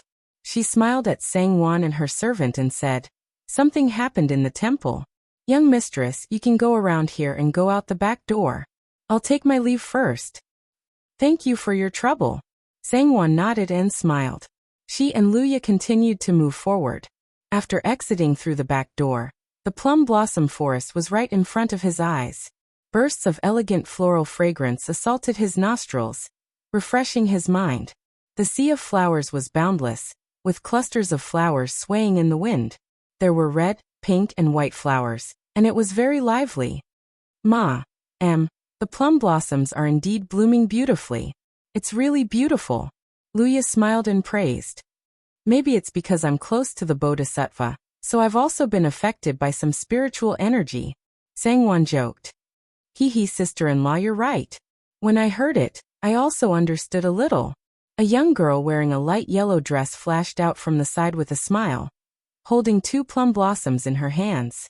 She was accompanied by her maid, Kaiyun, who was wearing a blue vest and a white silk skirt. It was Shi Lian, third sister. Sang Wan was overjoyed and hurriedly went forward with a smile. "You're here too?" "Yes, I was thinking that I would be going back tomorrow, so I just came over to take a walk. I didn't expect to bump into sister-in-law so coincidentally. I was muddle-headed. I should have asked sister-in-law to come with me." Shi Lian smiled and held Sang Wan's arm as she spoke. "No matter, didn't we bump into each other?" The two of them smiled at each other as they spoke. They walked into the plum blossom forest while chatting and laughing. The plum blossoms of the Plum Blossom Nunnery were indeed worthy of their reputation. The sister-in-law and sister-in-law enjoyed themselves so much that they forgot to return and praise them endlessly. Just as they were enjoying themselves, they suddenly heard Xingji loudly calling Ma, as she walked towards the plum blossom forest. When Luya heard this, she hurriedly answered loudly and ran to greet her. Ma, third miss, you're here. Xingji ran forward and greeted them with a smile while panting. What's so urgent? Tell me slowly, Sangwon said with a smile. Xingji glanced at Shirlian with some embarrassment. Sangwon smiled and said, What are you doing, lass? Third miss isn't an outsider. Is it Ma who called me? No, Xingji shook her head and said with a smile. It's its young master who came. Sangwon couldn't help but blush. She suddenly felt embarrassed, and her heart was filled with anger, embarrassment, and sweetness. Shirlian giggled and pushed Sangwon with a smile. Since Big Brother is here, sister-in-law, you should go quickly. Big Brother must be waiting for you. Let's go back together, Sangwon said with a smile. I still want to walk around. Go quickly, sister-in-law. Don't make Big Brother wait. Sangwon didn't insist and said goodbye to her with a smile. She then left with Xingji and Luya. The nunnery usually didn't receive male pilgrims, so Shifengju didn't enter the nunnery and waited at the back of the mountain. Sangwon followed Xingji out of the plum forest and saw Shifengju standing under a clump of bamboo beside the plum forest with a smile. Xingji and Luya tactfully retreated far away. Sangwon came forward and said with a smile, Why are you here? Third sister and I are right here in the plum blossom forest. You can just go in, but you had to ask Jita to call me out. I only want to see you. Shifengju smiled and pulled her hand to the back of the bamboo clump. He held her tightly in his arms and lowered his head to kiss her forehead. Did you miss me? Don't mess around. Sangwon was embarrassed and angry. She hurriedly pushed him and said with a smile, Why don't you take a look at where we are? Don't worry, no one can see us. Shifengju said with a smile. There's bamboo here, and Chong Huan is at the bottom of the slope. Sangwon was dumbfounded. He really? Did you miss me, Anne? Shifengju asked in a low and hoarse voice. He had only been away from her for 2 days, but he felt that something was wrong. During the day, he didn't have the heart to work at the business, and when he returned home, he couldn't sleep well. So he simply left the city to chase after her. At this moment, he held her in his arms and lowered his head to kiss her. His restless heart gradually calmed down. Sangwon nodded shyly and buried her head in his chest, not daring to raise it. Wanyang, Shifengju called out in a low voice. He lifted her chin and kissed her deeply. Sangwon subconsciously cried out, but her voice was swallowed by him. She couldn't help but wrap her arms around his waist and raise her head to receive his kiss. After a long time, the two separated. Shifengju's slightly callous fingers gently rubbed her tender and alluring red lips. He said in a low and hoarse voice, Wanyang, I can't sleep without you. When we go back, you have to compensate me. Sangwon angrily punched him and said, Don't you know where we are? You're talking nonsense again. If mother finds out, she'll tear me apart this time. Shifengju smiled and pulled her into his arms. Bodhisattva only cares about the nunnery. She can't care about the outside world. What's there to be afraid of? Mother doesn't have time to tear you apart right now. Don't worry. Sangwon giggled. We're going back tomorrow. There's no need for you to make this trip. Let's go back quickly. The sun in early spring isn't very warm. It'll be cold on the road later. I'll stay with you for a while longer. There's no harm in staying at a nearby farm tonight.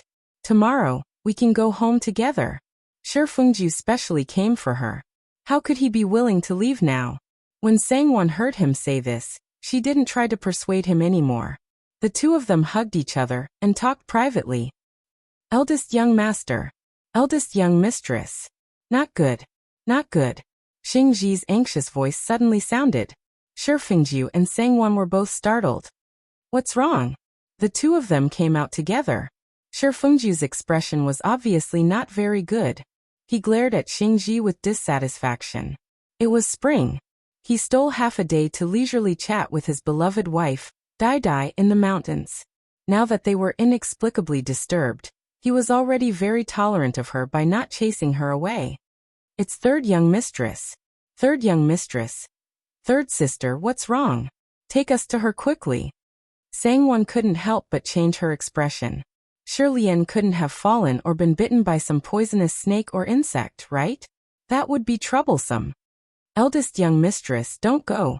Xingji hurriedly stopped Sangwon and braced herself to say, It's just that a young master suddenly broke in from nowhere, and was pestering 3rd Mississippi Luya, and I heard it, and rushed over to report it. Luya also went to protect 3rd Mississippi. I don't know how she is now. Preposterous. Shi Fengju said coldly. Which direction is it? Xingji hurriedly pointed out the direction. Shi Fengju then said to Sangwon, You and Xingji quickly return to the temple. I'll go and take a look. Be careful. Don't let third sister suffer. Sangwon hurriedly nodded. It was naturally inconvenient for her to follow. I know. You go back quickly. Shi Fengju turned around and hurriedly went in the direction that Xingji pointed out. Eldest young mistress, let's go back quickly. Xingji didn't want to stay outside for a moment longer. She was even more afraid that there might be some bad rumors that would affect Sangwon. The master and servant pair still went in from the back door, but they didn't go far. They just stood in the small garden and anxiously waited for the news. Sangwon didn't take Xingji's worry to heart. She had been with Shi Fengju all this time, and Shi Fengju was the best witness. How could there be any rumors about her? Not long after, Luya and Kai Yun came in with Shirlien, whose clothes and hair were slightly messy. Sangwon saw them and felt relieved. Sister-in-law. Shirlien called out to her. She couldn't help but cry again. Sangwon softly comforted her. She ordered Luya, Xingji, and the others to help her to the small garden and tidy her clothes and hair. Then, she went out to see Shi Fengju. Third sister, are you okay? Sangwon asked in a low voice. I'm fine. Shi Fengju shook his head and said softly. Don't let mother and the others know about this.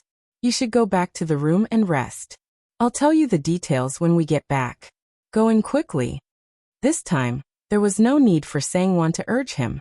He knew how to tell her to leave quickly. Seeing that this place had become a place of trouble, Sangwon didn't want to stay any longer. She nodded and said, You should go back quickly. Be careful on the road. I'll go back with mother and the others tomorrow. Shi Fengju smiled and agreed. Seeing her go in, he slowly left. Thinking of what happened just now, his face turned cold. Although Shirlien wasn't his biological sister, she was still the young lady of the Shi family. Hongxi, that bastard. Don't think that the Shi family is afraid of him just because he's the son of the prefectural magistrate. After Sangwon coaxed Shirlien, the group went back to their rooms to rest as if nothing had happened. Luya was also quiet. She and Xingji quietly served Sangwon, and no longer dared to mention going out for a walk. She couldn't help but feel lucky. Fortunately, young master suddenly came and called young mistress over. Otherwise, who knows who would meet young master Hong. Young mistress was born better than third Missy. Her temperament was also more outstanding. That young master Hong was obviously a lecher. The more Sangwon thought about it, the more depressed she felt. However, she was worried that the walls might have ears and it would be inconvenient to ask Luya and Xingji about it. Thus she endured it. The next day, when the group left, Shirlien's expression and behavior were completely normal. When Sangwon looked at her, she even nodded and smiled. Sangwon was relieved. When they returned to the residence, Wang ordered them to disperse.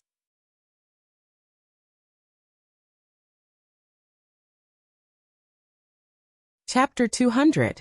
When Sangwon returned to Ning Garden, Shi Fengju had already gone to the business.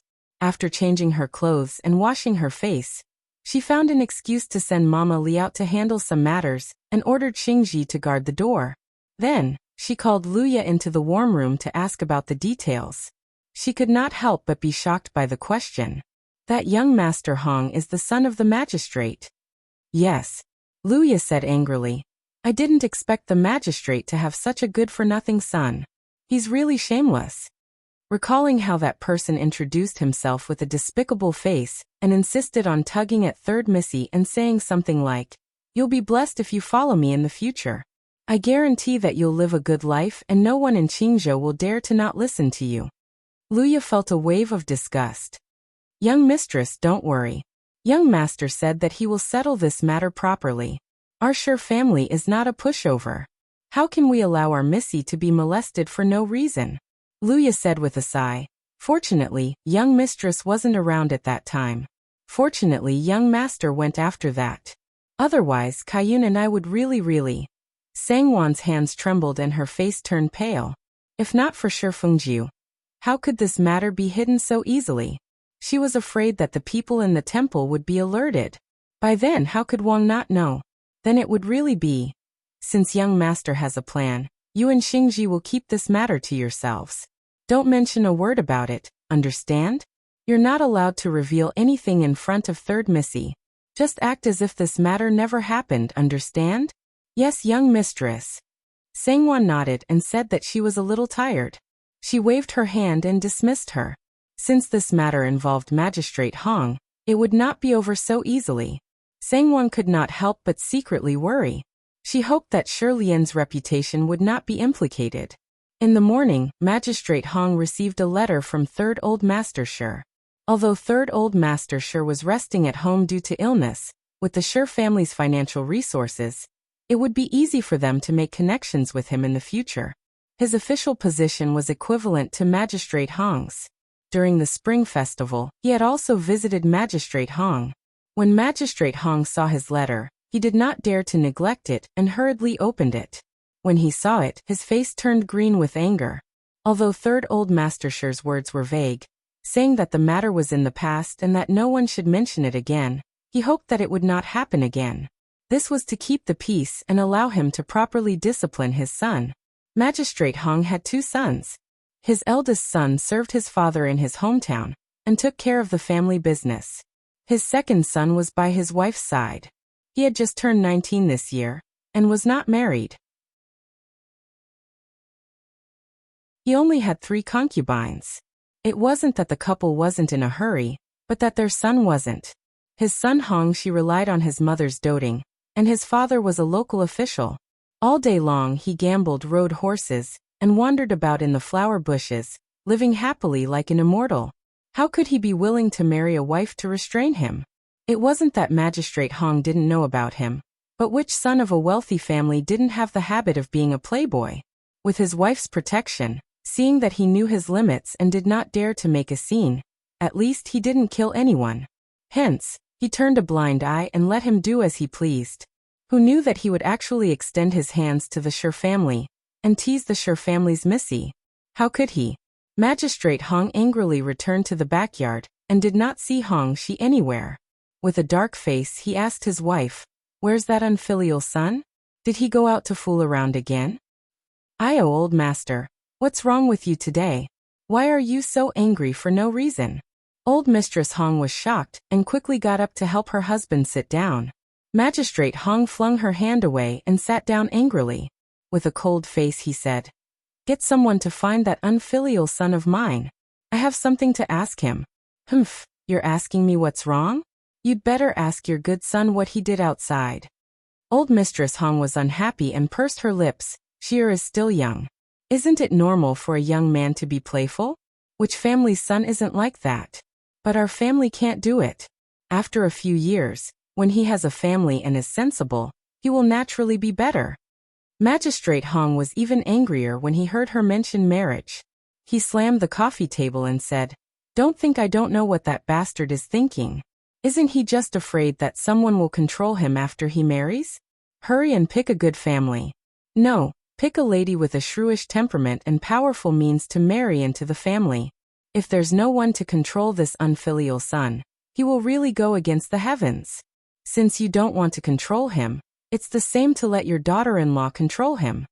Was he degrading her to the point that she was inferior to his future daughter-in-law? Old Mistress Hong was instantly angered. "Is there a father like you? You're so heartless that you want to marry a shrew back for your son. My son has been taken advantage of by a woman. What face does he have when he goes out? he can forget about having a future in this lifetime. Future? Magistrate Hong sneered in disdain. If he doesn't cause trouble for me, it'll be the blessing of my Hong family's ancestors. Old Mistress Hong paused and sighed. Old Master is throwing a tantrum the moment he comes back. You have to tell me what exactly is going on.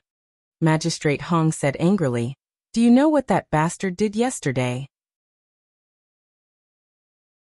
He must have eaten a leopard's guts to actually take liberties with the young missy of the Sher family. I was just transferred here in the second half of this year, and haven't gained a firm foothold yet. How can I have a strained relationship with the local people? The Sher family is a large taxpayer and their third master is also an official in the imperial court. The Sher family's eldest young mistress's brother is Ji Yuan. I'm afraid that he might become the top scholar in the imperial examinations soon. Even I have to be polite when meeting the Sher family's old master and young master. Yet, he actually dared to take liberties with an unmarried young missy. Isn't this causing trouble for me? Third Old Master Sher's letter arrived early this morning. So it's about this matter. Who knew that Old Mistress Hong's eyebrows did not even twitch after hearing it? She smiled lightly and said, I was wondering what made Old Master so angry. Sheer has already told me about this matter. What did you say? Magistrate Hong widened his eyes in disbelief. You already know about it. He said angrily. Since you knew about it, why didn't you tell me earlier? He was so angry that he could not help but scold his unfilial son again. This time, other than anger, he felt a little sour. This bastard son, he told his mother but not him. Did he still have him as his father in his eyes? Don't forget who gave him everything he had today. Old Master, don't be so fierce. Look at you, you can't blame your son for not daring to tell you. Old Mistress Hong grumbled unhappily and quickly smiled. Old Master, please calm down and listen to what I have to say first. Told me yesterday that he really likes the third missy of the Sher family, and even asked me to send someone to talk to the Sher family to take her back as a concubine. Old Mistress Hong was interrupted by Magistrate Hong before she could finish her sentence. What are you thinking? The missy of the Sher family is going to be someone's concubine. Old Mistress Hong snorted and said disapprovingly.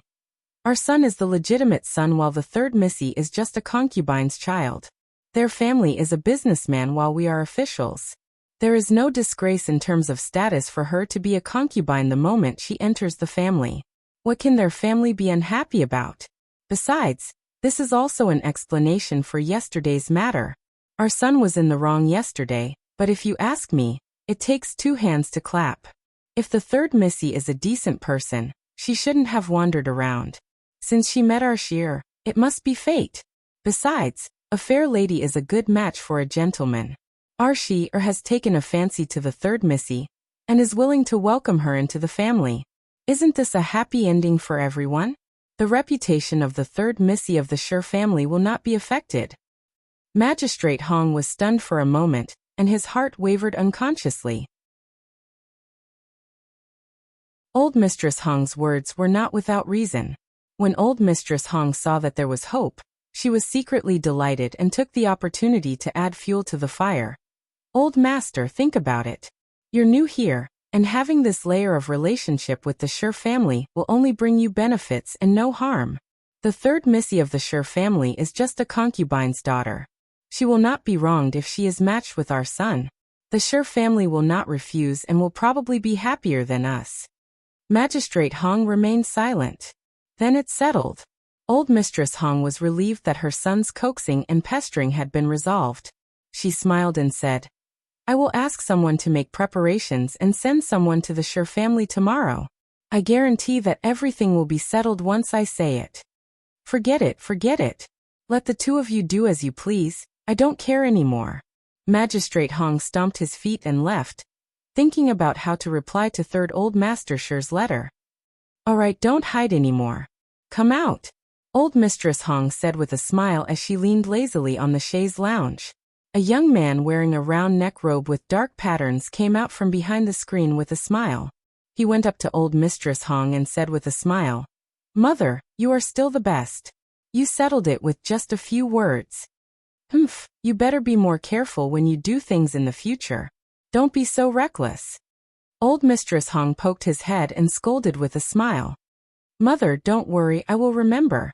Hong, she said with a smile. Although Hong she had not been in Qingzhou for long, his reputation as a lecherous man had long spread throughout the city. When he heard that there was a beauty in the plum blossom forest behind Plum Blossom Temple, how could he resist? He rushed over in a hurry. Who knew that there would be a beauty? Seeing a beauty in the midst of flowers would add to the atmosphere. How could he resist the urge to go up and tease her? In his opinion, this was nothing more than a game, nothing more. Who would have thought that after the beauty heard his identity, she would still refuse to play with him? This was unforgivable. Who knew that the young master of the Shi family would also come? This beauty was actually his younger sister. The few followers who were originally laughing and cheering at the side did not dare to make a sound. Shi Fengju gave him a soft rebuff. Hong she felt greatly embarrassed.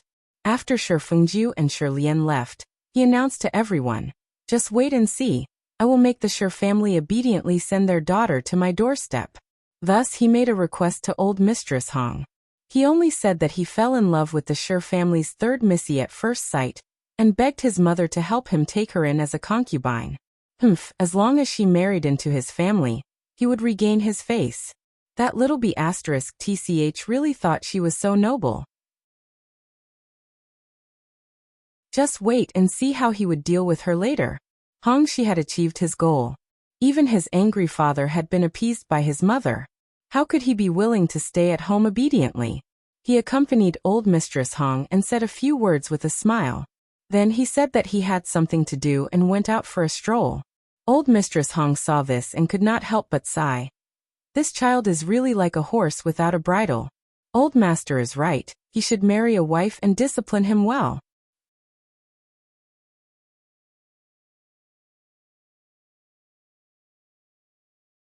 Chapter 201. The next day, Nanny Ning from Madame Hong's residence brought her two daughters-in-law to the Shi residence to talk about this matter.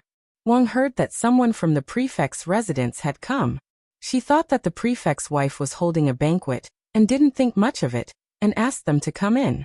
Who knew that after Nanny Ning greeted her, she mentioned Shi Lian's marriage to her, which made Wang a little unprepared. Why did Madame Hong suddenly think of this? Wang couldn't help but laugh. She didn't think that Madame Hong's suggestion of letting Shi Lian marry Shi Lian as a concubine was unfair to her. They were officials, and Shi Lian, a concubine's daughter, wanted to be the wife of their legitimate son. Marrying Shi Lian as a concubine was already thinking highly of her. This is also fate. Nanny Ning said with a smile. Did Madame bring the young ladies and grannies to Plum Blossom Temple 2 days ago? Our young master happened to pass by that day and saw the plum blossoms behind the mountain, so he went up the mountain to take a look. He saw your young lady from afar in the plum blossom forest, and couldn't stop thinking about her. He couldn't forget her when he went back, so our madam sent the old slave to talk about it. Rest assured, Madame Hong, our madam is very good. Our second young master hasn't married yet. Your young lady will be a concubine as soon as she marries into our family, just like a proper young mistress. Your young lady will definitely not be wronged. Nanny Ning's face was full of smiles. She had already discussed this with Madame Hong, so it was very smooth to say. She thought that Wang would definitely agree with her words, but unexpectedly, Wang's face slightly stiffened. At Plum Blossom Temple, young Master Hong has seen our third daughter? Wang asked with a forced smile. Yes, Nanny Ning said with a smile. That's why I say this is fate. Haha, this is exactly what the saying, those who are fated to meet from 1,000 miles away means. Mrs. Hong and Mrs. Ning didn't know that Shi Fengju and Sangwon were hiding it from Wang. Wang didn't know anything about it. They felt that by saying this, they would show that the Hong family was willing to take responsibility for this matter. Wang would definitely heave a sigh of relief and be more satisfied with them. Who knew that this would give Wang a huge shock? Wang was both shocked and angry. She thought to herself, that wretched girl is really not a good person, always causing trouble. In the past, when she was in the manor, she didn't like to wander around. Why did she become wild the moment she went out? What was he doing in the plum blossom forest? It even attracted the attention of the young master of the Hong clan. Although he only saw it from afar, if this matter were to spread out, Who knew what kind of rumors would spread? It was even possible for it to become a private affair. What a disgrace to the sect. At this time, Wang just wanted to call Shirlian over and interrogate her carefully. How could she be in the mood to say anything else? She smiled and said, "This matter, it is your madam who is considerate. I don't know if our third daughter is so lucky. How about this? I will give your madam an answer in a few days. This is a big matter of marriage. It should be carefully considered." Although Mrs. Ning was very disappointed, she still smiled and said, "How about this? 3 days later, the old slave will come to hear your answer. What do you think?" "Okay." 3 days later, Wang nodded with a smile and ordered people to see her out. After sending Mrs. Ning away, Wang's face darkened. She ordered people to invite Shirlian over. Shirlian was frightened in the plum blossom forest. The more she thought about it, the more scared she was. Rizhang was like a bird startled by the twang of a bough and felt uncomfortable. When she heard Xiao-chun say that her official mother wanted to see her, she was so scared that her face turned pale. "I will change my clothes and come over. Sister Xiao-chun, go back and report to mother first." Shirlian quickly smiled and said, "Then I will go first. Third miss, be quick." Xiao-chun smiled and said goodbye. Shirlian held Kai Yun's hand tightly and ordered, "Quickly find a suitable person to tell sister-in-law that mother wants to see me. Go quickly." Kai Yun was also anxious. Hearing this, she nodded happily and said, "Yes, miss, you should change your clothes first. This servant will ask someone to go. Young mistress will not leave you alone." The master and servant hurriedly packed up, calmed down, and calmly went to Wang. Wang was waiting in the warm room. When Shirlian arrived, Xiao-chun directly took her in, and then left to guard the door. Only Nanny Jiang was waiting inside. "Shameless thing, kneel down." Wang gritted her teeth and shouted, "Mother!" Shirlian knelt in front of Wang and said with tears in her eyes, "I don't know what I did wrong to make mother so angry. I am unfilial. Mother, please tell me." "You still have the face to ask me." Wang sneered and said, "Pretend I see you pretend. You shameless thing. What happened that day in the plum blossom forest behind Plum Blossom Temple?" When Shirlian heard that it was indeed this question, she suddenly blacked out and almost fainted. Before Sangwon came, how could she dare to say anything? Moreover, that kind of thing could not be said out loud. Shirlian's face was suddenly full of tears. She only lowered her head and sobbed, not saying anything. "What are you crying for? Disappointing thing, quickly tell me. Who did you meet in the plum blossom forest that day?" Wang said angrily. "I don't know who it was." Shirlian cried and said, "I really don't know who it was." Shirlian secretly complained in her heart, and only hoped that Sangwon would come quickly to save her. How could Wang believe her? She desperately asked, but Shirlian gritted her teeth and refused to say anything. Wang saw that she couldn't get anything out of her, and assumed that young Master Hong had only seen her from afar. Presumably she still didn't know. Thinking this, her expression eased, but she still scolded her and ordered her to obediently stay in the room and not go out again. Shirlian hurriedly agreed as if she had been pardoned. Wang saw that she was still kneeling in front of her, so she looked at her and said, "What are you still doing here? Hurry up and go back to your room. Copy the admonition for women and principles for women for me 30 times each. 3 days later, have someone bring them to me. Go." She passed the test just like that? Shirlian was a little surprised, but when she came back to her senses, she hurriedly bowed her head and agreed. She slowly got up and left. Coincidentally, when the person Kai Yun sent to deliver the message arrived at Ning Garden, Sangwon had something to do and went out. When she came back and heard about it, she knew it was bad and hurriedly rushed to Wang's place. On the way, she happened to run into Shirlian and Kai Yun, who were returning to Fuchu Pavilion. "Third sister." Sangwon called out and stepped forward. She held her hand and looked at it. "How is it? Are you okay?" Shirlian's eyes reddened and she gently shook her head. "Thank you, sister-in-law. I'm okay now." "It's good that you're okay. It's good that you're okay." Sangwon also breathed a sigh of relief. She couldn't help but wonder why her mother-in-law let Shirlian out so quickly. Shirlien seemed to have seen through her thoughts and said softly, I don't know what happened either. I didn't say anything and mother just scolded me for a while before ordering me to go back and copy the precepts for women. She then smiled and said, This is already the best outcome. At least, it's much better than what I expected. Paper can't wrap fire. Shirlien knew that although her brother and sister-in-law helped to hide it, she was afraid that her mother would find out sooner or later. If she had known, she would have been scolded and freed. Sangwon smiled and gently patted her hand. Forget it. Don't take it to heart. Go back and have a good rest. Shirlien smiled gratefully and said goodbye to her sister-in-law. Sangwon was already halfway there. Although Shirlien was fine, she couldn't just leave like this. She still had to go to Wang's place. When Wang saw her, she couldn't help but complain about her, saying that she didn't look after Shirlien. Sangwon knew that she was here to be scolded. She listened obediently and didn't dare to cry out. Wang was just venting her complaints. How could she really do anything to Sangwon? After venting her anger, she sighed and said, You came just in time. There's something I want to tell you. Sit down and listen slowly. Yes, mother, if you have any orders, just say it. Sangwon agreed with a smile and sat down carefully. Wang then told her about the people from the Hong mansion. She then said, What do you think of this marriage? Mother Ning said that she would come back in 3 days. Sangwon was stunned. Why was what Mother Ning said completely different from what Luya said? Shirlien didn't say anything in front of her mother. No wonder her mother just scolded her lightly, and then let it go. If she knew the truth from Luya's mouth, she probably wouldn't let it go so easily. She probably thought that young Master Hong only glanced at Shirlien from afar, and Shirlien didn't know his existence at all. Why are you in a daze? Wang saw her in a daze and snorted with dissatisfaction.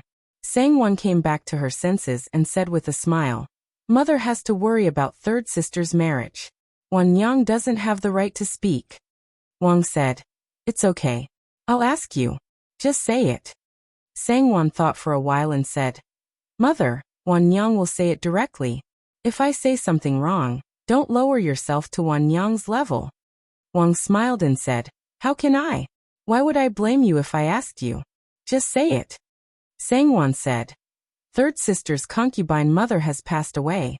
Now that her father-in-law is no longer here, it's up to you to decide her marriage. If you don't find a good marriage for her, it's inevitable that outsiders will say that you, as the official mother, are bad. Won't you be wronged? After all, you've never mistreated third sister all these years. You're absolutely right. That's exactly what you said. Sangwon's words could be said to have touched Wang Shi's heart. All these years, she had never treated Shirlien harshly or mistreated her. And there had never been any rumors about her being an incompetent mother. If he didn't find a good marriage for her, then all the good things in the beginning wouldn't be considered good. She had lived for so many years.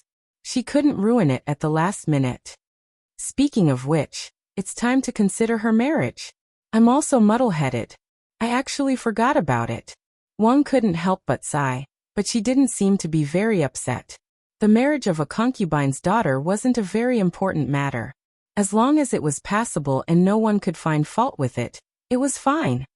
Third sister just became of marriageable age this year. It's not too late to talk about marriage now. How can you say that mother is muddle-headed? Sangwon smiled again and said, It's just that, even though the Hong family is a family of officials and their status is higher than ours, third sister will be married to them as a concubine. How can being a concubine be compared to being a wife? I'm afraid, Wang said. Then Mother Ning said that third lass will be a concubine if she marries. Sangwon said, Mother, a concubine is still a concubine. When young Master Hong marries the official wife, won't she still have to serve her like a servant? When that time comes, everyone will say that she's our Shi family's Missy. Where will our Shi family's face go? It's not like we can't find a good family.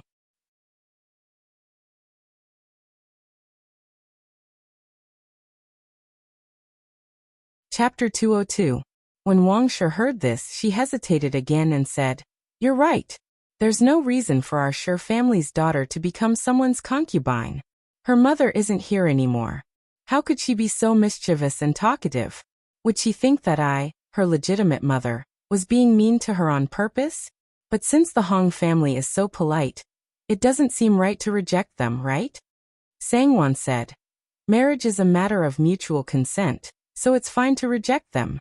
Moreover, they're asking for a concubine, not a wife. Even if we reject them, I'm sure old Mistress Hong will understand. Wang nodded slowly, but did not say a word. Sangwon did not dare to say more and smiled. This daughter-in-law is just being ignorant. Mother, if I'm wrong, please don't take it to heart. Why don't we wait for young master to come back and discuss it with him again? Wang liked to hear those words.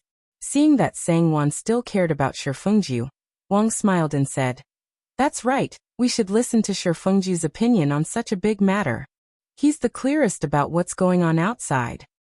Mother is right. Sangwon smiled and said a few words before taking her leave. Stepping out of the main courtyard, Sangwon let out a long sigh and felt a little depressed. Wang did not seem to reject this marriage. Shi Lian was a concubine's daughter, so it was not a disgrace for her to marry the official's son as a concubine. However, that person was rude to her and tried to take liberties with her. With this layer of knot, if she married into the family in the future, would that young Master Hong be nice to her? Even Shi Lian herself would not be able to live with that in her life. She had suffered a great misfortune in her marriage, and knew that marrying the wrong person was the greatest tragedy in the world. She did not even think about it and tactfully rejected the marriage in front of her mother-in-law. But Sangwon's heart suddenly skipped a beat. She suddenly realized that even though she said that, Shi Lian did not know what she meant. Perhaps Shi Lian felt that the Hong family's standards were too high, and was willing to marry into the Hong family? Sangwon hesitated for a moment before leading her men to Fuchu Pavilion. Shi Lian's heart calmed down a little. When she heard that her sister-in-law had come, she knew that she came from her mother's place. She hurriedly went to greet her. After the two of them entered the room, Sangwon gestured for the maids to leave and tactfully told Shi Lian about the marriage proposal from the Hong family. Before she could finish, Shi Lian's face turned pale as if she had lost her soul. She knelt beside Sangwon and grabbed her sleeve as if she was clutching at a life-saving straw. Sister-in-law, I don't want to. Please help me, sister-in-law.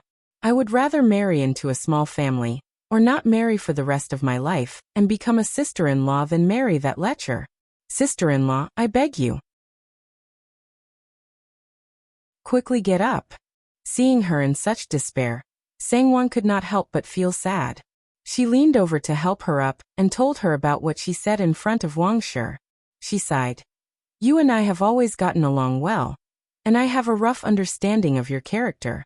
Initially, I felt that that person was rude and was afraid that he might not have any good intentions in marrying you. So I tried to dissuade Mother from marrying you. I didn't expect you to have no such intentions. But you should also understand that Mother is the one who can make the decision. If Mother has made up her mind, I can't say anything. Shi Lian's tears flowed endlessly as she begged her sister-in-law to help her. She naturally understood this, but in this family, the only one who was willing to speak up for her was Sangwon. When it came to marriage, there was no place for her to speak.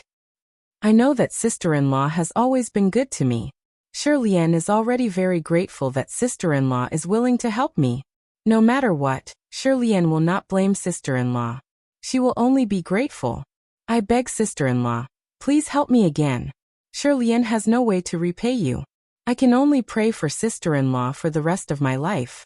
I beg the gods to bless sister-in-law and big brother to grow old together, and have a long and happy life. Silly girl, don't say that. Sangwon lifted her handkerchief to wipe her tears. She forced a smile and said, Things haven't reached that point yet. Don't worry, silly girl. Don't you still have your big brother? Mother has always listened to your big brother's words. Shi Lian's eyes lit up. She held Sangwon's hand and said gratefully, Sister-in-law, thank you. If she wanted her big brother to speak up for her, she naturally could not ask him. She could only ask Sangwon to ask for her. Don't worry, Sangwon gently patted her hand and said softly, I told you this because I wanted to see your attitude and also to let you know what to do. Third sister, you must not act rashly to avoid making a fool of yourself, okay? Just pretend that you don't know. Your big brother will help you with the rest. Shirlian nodded again and again. Sangwon comforted her with a few more words, then got up and left. How could Shirlian remain calm when it was a matter of life and death? After Sangwon left, she cried silently for a long time. When Kai Yin heard about it, she was also stunned and felt sad with her. Young miss, Kai Yin suddenly thought of Sang Yufei and said in a low voice, "Why don't you tell young mistress about the matter between you and second uncle Sang? This way, young mistress may do her best to help you." Absolutely not. Shirlian's face changed greatly. She didn't even care about crying anymore. With a straight face she said to Kai Yun, "This matter absolutely cannot be done. You must not act rashly. Sister-in-law has always treated me well. If she can help me, she will definitely help me. If you tell her about this matter, I'm afraid that it will make things worse." Young miss. Kai Yin was puzzled. Shirlian let out a long sigh and said with a bitter smile, "What kind of status does Sang have? I'm just a lowly concubine's daughter. If sister-in-law knows about us, will she still help me?" Kai Yun's face changed greatly and she blurted out, "Then what if second uncle Sang has a change of heart?" "He won't." Shirlian shook her head. "He won't have a change of heart for me. If he really does, then I can only blame myself for choosing the wrong person." Kai Yun lowered her head and didn't say anything. In the evening, Shi Fengju came back from the business. Sangwon greeted him with a smile, and took off his cloak and outer robe for him. She took the soft silk robe from a servant and helped him wear it. Then she helped him wash his hands and face. After that, he sat down in a warm room and was served tea. Shi Fengju always had a smile on his face as he let her serve him. He chatted with her and listened to her soft voice. Now that he came back from the business every day, he liked to spend time with her like this. Every time at this time, he felt that he really had a family and a wife who cared about him. "Did you miss me, Anne?" After dismissing the servants, Shi Fengju smiled and pulled his wife into his embrace. There was no lack of intimacy between them. "You don't have anything new to say. Aren't you tired of asking me this every day?" Sangwon smiled and lightly punched him. Shi Fengju smiled. He held her slender white fingers and gently kissed them. "How could I be tired? I just like to hear you say that you missed me. Wanyang, I think about you all the time." Sangwon's face became hot, and she gently hit him. She took back her hand and struggled to get out of his arms. She smiled and said, "Are you tired? I'll help you massage it to loosen it up. It's time for dinner." Shi Fengju smiled and agreed. He leaned back on the chair behind him. Sangwon stood behind him and gently massaged his shoulders and neck. Shi Fengju sighed comfortably. He closed his eyes and relaxed his body, allowing her to serve him. After a while, Luya asked through the curtain if dinner was ready. Sangwon replied and smiled as she pushed Shi Fengju up. Shi Fengju stretched his shoulders and neck. He stood up and hugged Sangwon. He smiled and said, "My Wanyang is still the best. I feel so relaxed. Let's go to bed early tonight, okay?" As he said the last sentence, he moved closer to her ambiguously. Sangwon's face became hot. She glanced at him and said, "Eldest young master, did you read the account books last night? It's just the beginning of the year, so there should be a lot of things going on in the business." Shi Fengju smiled. "With the shopkeepers around, there's no need for me to do anything. I just want to accompany my Wanyang." Sangwon didn't say anything. She pulled him out for dinner. Shi Fengju's lips curled up. He looked at her with eyes full of love. After dinner, the two of them stood in the corridor to admire the flowers and digest their food. Not long after, Shi Fengju urged the maids to prepare hot water for a bath. By the time the two of them finished bathing and drying their hair, the sky had already darkened. Shi Fengju complained that he was tired from the day. He pulled his wife into the room to rest. After closing the door, he couldn't help but kiss her intimately. Sangwon couldn't exert any strength in his kisses. Her half-hearted resistance aroused his interest even more. "Wanyang, are you tired?" After cleaning up, Shi Fengju lay down and pulled his wife, whose face was still red, into his arms. He gently kissed her face, eyes, eyebrows, and nose. He felt that the woman beside him was unspeakably pitiful and cute. Sangwon was still thinking about Shirlian's matter. She originally wanted to tell him tonight, but who knew that this person would pull her to do this so quickly? She didn't have a chance to speak at all. It seemed a bit inappropriate to mention such a disappointing matter to him at this time. But if she didn't mention it, who knew what would happen tomorrow? If her mother-in-law made up her mind and agreed, wouldn't it be too late to mention it? Sangwon was lost in her thoughts when she suddenly felt a slight pain on her fingertips. She looked down and saw that her annoying husband was holding her finger and biting it. At this time, he was looking at her with a smile. Sangwon couldn't help but be angry. She pulled her hand back and glared at him. She said angrily, "Are you a dog? Biting people at the slightest provocation?" Shi Fengju chuckled and kissed her on the lips that were full of complaints. "Who asked you to be so lost in thought?"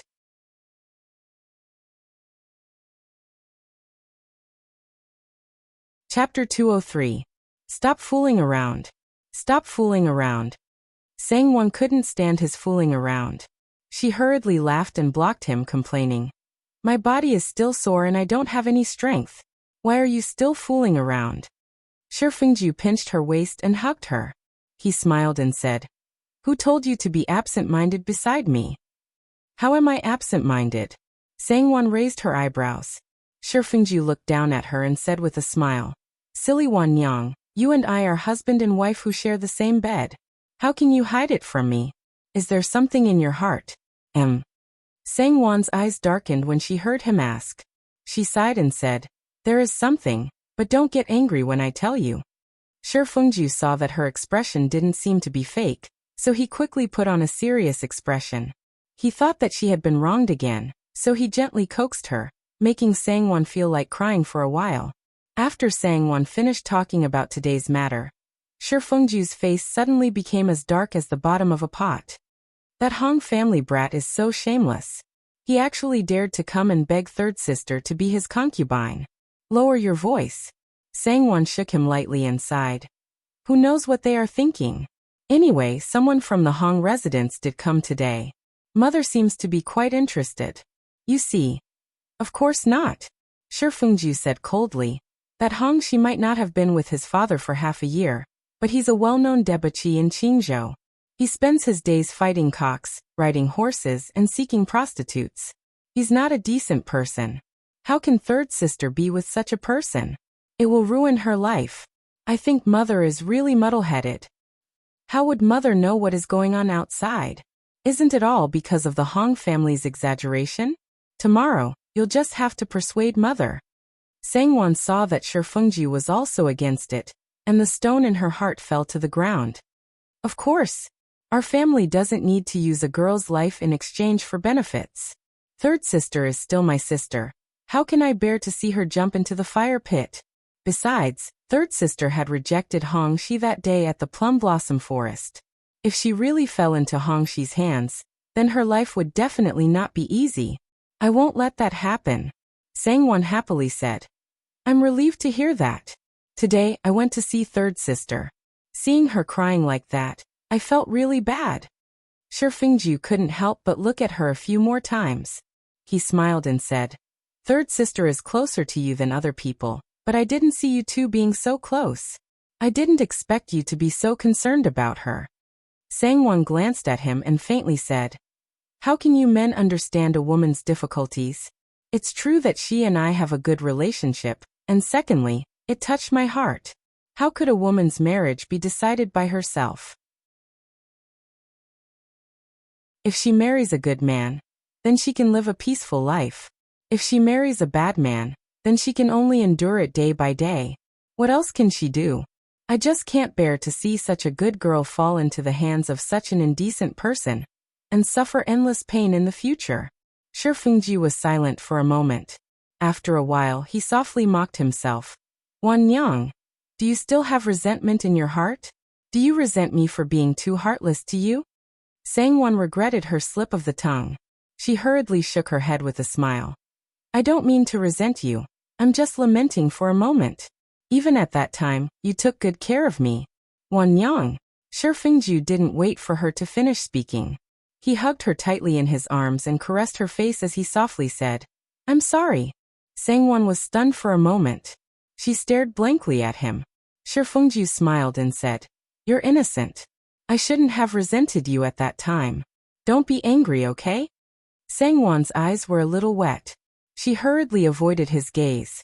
She buried her head in his chest and said in a low voice, Don't say that. Husband, aren't we fine now? I'm not angry. I'm really not." "Really? Really?" Shi Fengju softly laughed. He lifted her chin and chuckled. "If you're not angry, then kiss me. I'll believe you." Really, nothing good came out of every 3 sentences. Sangwon saw his burning eyes staring at her, so she could only raise her head slightly and give him a peck on his cheek. Shi Fengju's eyes lit up. He softly laughed and said, "This doesn't count. You have to kiss here to count." He pointed to his mouth as he spoke. "Who said it doesn't count? You didn't say it doesn't count just now." Sangwon refused. She smiled and turned her head away. Shi Fengju suddenly held her head and turned her around. He fiercely kissed her lips. He flipped over and covered her smooth and warm body. The two of them kissed until they were almost out of breath. He breathlessly laughed and said, "Wanyang, do you remember? Only like this will it count." Sangwon's small red lips were slightly open as she gasped for breath. She looked at him with watery eyes. How could she say anything? Shi Fengju looked at the woman beneath him. Her skin was moist and flushed. Her eyes were misty and had a hint of spring in them. Her cloud-like hair was scattered messily on the pillow. A few strands of hair swept across her snow-white neck and shoulders. Her small red lips were charming. How could he hold himself back? He called out in a hoarse voice, "Wanyang." He kissed her and forcefully parted her legs. Then he straightened his body and entered her. The two of them let out a low groan and hugged each other. The next day, when he went to pay his respects to Wang, Shi Fengju didn't wait for Wang to ask him about yesterday's matter. Shi Fengju naturally didn't agree. He stopped Wang with a few words. When Wang heard her son say the same thing, she gave up the idea. Shi Fengju got up and said goodbye. He was going to the business. While Shi Fengju and Wang were talking in the inner room, Shi Yumei happened to come to pay her respects to Wang. She happened to overhear their conversation at the door. After Shi Fengju left, Shi Yumei hurried in and curiously asked Wang what had happened. How could Wang hide it from her own daughter? She said it casually. Shi Yumei was excited when she heard it. She hurriedly said, "Mother, this is a good marriage. Why didn't you agree?" Shi Yumei naturally knew that this wasn't a good marriage. However, she didn't like Shi Lian and her mother since she was a child. She always felt that they had stolen her father. When her father was alive, he often praised Shi Lian for being sensible, but he never praised her. He scolded her many times, saying that she was unruly, overbearing, irritable, unreasonable, unladylike, and so on. In short, he never said anything good about her. Of course, she wanted Shi Lian to be unlucky. In addition, she didn't want Shi Lian to marry into a good family. She wanted Shi Lian to marry into a worse family than her. Only then would she be happy. With Shi Lian's quiet personality, it would be strange if she didn't get tortured to death in the future. What's so good about it? Wang waved her hand and said, "Our family's daughter doesn't need to be a concubine. If others find out, they will say that I, as a legal mother, mistreat a concubine's daughter. Your mother's good reputation can't be ruined because of this." "How is this mistreatment?" Shi Yumei retorted. "He's the son of the prefectural magistrate's first wife, a proper official's family. Not to mention a concubine's daughter. Even a legal daughter from an ordinary family wouldn't be humiliated to be a concubine. If she isn't a good person, he might not even want her. In my opinion, this marriage is quite good. Besides, he is the prefectural magistrate, and our Shi family is the #1 household in Qingzhou. With this marriage, there will be many benefits in the future. We can also help Fengju, so that he won't have to work so hard." One couldn't help but waver after hearing her daughter's words. She was moved by her daughter's words. Yes, if the two families were to be married, they would be one family. In the future, the prefectural magistrate would definitely take care of them. If the Zhuang family wants to surpass them, they'll have to wait until their next life. But Fengju and Wanyang both said that this marriage isn't good, I think. "Mother, Was it Fengju or Sangwon who said it first? Sure, you may interrupted, Wang said. Wan Yang knew about it yesterday, and Fengju only said it when he came to pay his respects. That's right. Sure, you may clapped her hands and said, Mother, it's not like you don't know how much Fengju treasures Sangwon. It must be Sangwon who instigated him to object. Sangwon's words, humph, he's more obedient than an imperial edict. It's just a sentence, no matter what Sangwon says he'll still do it. Nonsense. One couldn't help but feel a little jealous and frowned. How is Fengju such an opinionated person? Besides, why would Wan Yang instigate him for no reason? If the marriage between the two families is beneficial to our family, wouldn't Wan Yang want our family to be better? She's our family's daughter-in-law, and the future mistress of the family. It's still too early for her to become the mistress of the family, at least a few decades later. That's why she's making plans as soon as possible. Sure, you may made a solemn vow. Wang was confused. What do you mean? Sure, you may sneered. Mother, don't forget, isn't Sangwon's second brother going to the capital to take the imperial examinations? If everything goes well, he'll be an official no matter what.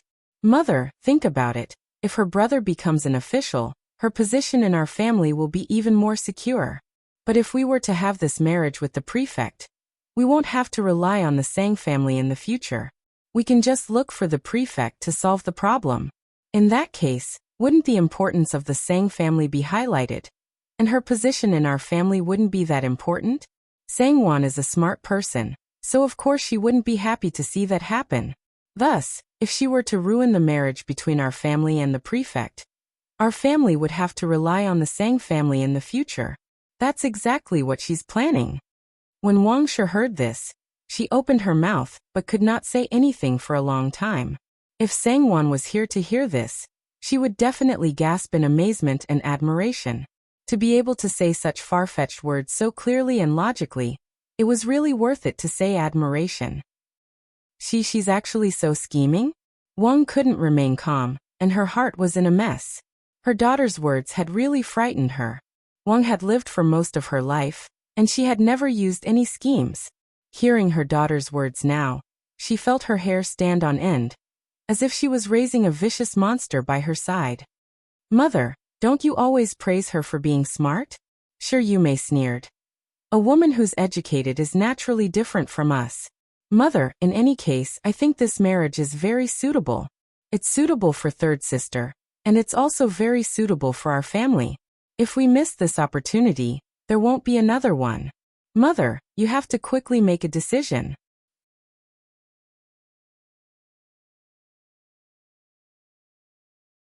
Chapter 204. I'll think about it again. Wang held her forehead. After a moment, she asked again, do you think Fengju really said that because of Wan Yang's instigation? Of course. Sure, you may said. Just now, I heard you and Fengju talking at the door. Fengju didn't sound surprised at all when he heard you talk about it, so Sangwon must have told him. Think about it. Did he think carefully before answering you? Or did he just say it out loud? Wang thought about it, but she couldn't figure out the situation. One moment, she felt that her son said it out loud, but the next moment, she felt that he had thought it through. Because of Shi Yumei's words, the first thought gradually gained the upper hand. The more she thought about it, the more she felt that it was true. I'll make the decision on this marriage, so I'll agree to it. Wang raised her eyebrows and said seriously. Mother, you're so wise. Shi Yumei clapped her hands and smiled. From now on, our family will be relatives of the prefectural magistrate. Let's see who dares to look down on us. If we don't agree and offend the prefectural magistrate, he'll blame us for not knowing how to appreciate his kindness. Or if the Zhuang and Yang families find out, they'll rush to send their daughters over, and we'll suffer a great loss. That's right. You're right. Wang was surprised and felt lucky. Without waiting for 3 days, she ordered Nanny Jiang to go to the Hong family and agree to the marriage. Nanny Jiang felt that it wasn't appropriate. Although she was going to be a concubine, the Shi family was still a respectable family. It wasn't good to rush the man. Moreover, there were only 2 days left. Wouldn't it pass in the blink of an eye? Nanny Jiang smiled tactfully and persuaded her.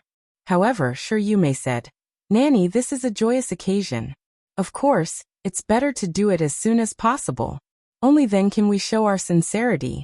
They're from an official's family, so there's nothing wrong with us taking the initiative. Don't tell me we're waiting for them to come and help us. Besides, we're not marrying a wife, so there's nothing wrong with etiquette. Others won't say anything. You may as right go quickly. Speak properly when you see him. Don't lose our family's dignity. Wang also said. Nanny Jiang had no choice but to agree and go prepare. When Madame Hong saw Nanny Jiang in person, she naturally agreed with a smile.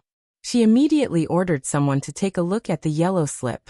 The 16th day of the second lunar month was a good day for marriage. Therefore, she picked this day and ordered Nanny Jiang to reply to Wang. Nanny Jiang agreed and went back to work. Madame Hong immediately sent someone to call Magistrate Hong over and proudly told him about this matter. She said with a smile, "See, am I wrong? Such a good marriage was hard to find. The Shi family was not stupid. How could they let it go? Why didn't they send someone to tell me about it?" Magistrate Hong was also surprised, but he was naturally happy to see this result. He couldn't help but praise his wife with a smile. Then he gritted his teeth and said hatefully, "From tomorrow onwards, you'd better keep that bastard in check. Don't let him go out again. The Shi family is the richest family in Qingzhou. We have to give them some face. If that bastard makes any more trouble and loses face, I won't let him off." "Understood, old master. How can our son be so inconsiderate?" Madame Hong was dissatisfied and the joy in her heart was instantly reduced by half. Nanny Jiang replied to Wang and told her the date of the wedding. Wang did not care about it. Anyway, she was going to be a concubine. There was nothing to prepare. There was still plenty of time, so she nodded and ordered Nanny Jiang to reply to the Hong family. This matter was set in stone. After that, Wang ordered someone to call Sang Wan and Shi Lian over. Of course, this matter should be prepared by Sang Wan. As the person involved, Shi Lian should also inform her and let her prepare early. She was afraid that there was no time to embroider the wedding dress. Let the embroiderer in the embroidery workshop finish it, and let her add a few stitches. Sang Wan and Shi Lian listened to Wang's words, and their faces changed. Sang Wan sent someone not long ago to tell Shi Lian to rest assured that Shi Fengjiu had already convinced Wang. But in just half a day, the situation had completely changed. Sang Wan was shocked and felt very embarrassed.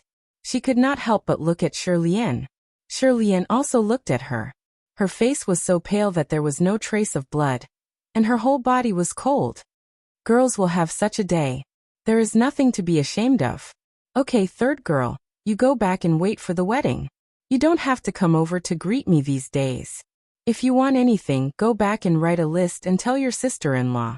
As for whether she would give it or not, of course, it was up to her, the mother, to decide. As long as her request was not excessive, Wang would not refuse. "Mother." Shi Lian suddenly knelt down and kowtowed to Wang. She raised her head and was about to cry.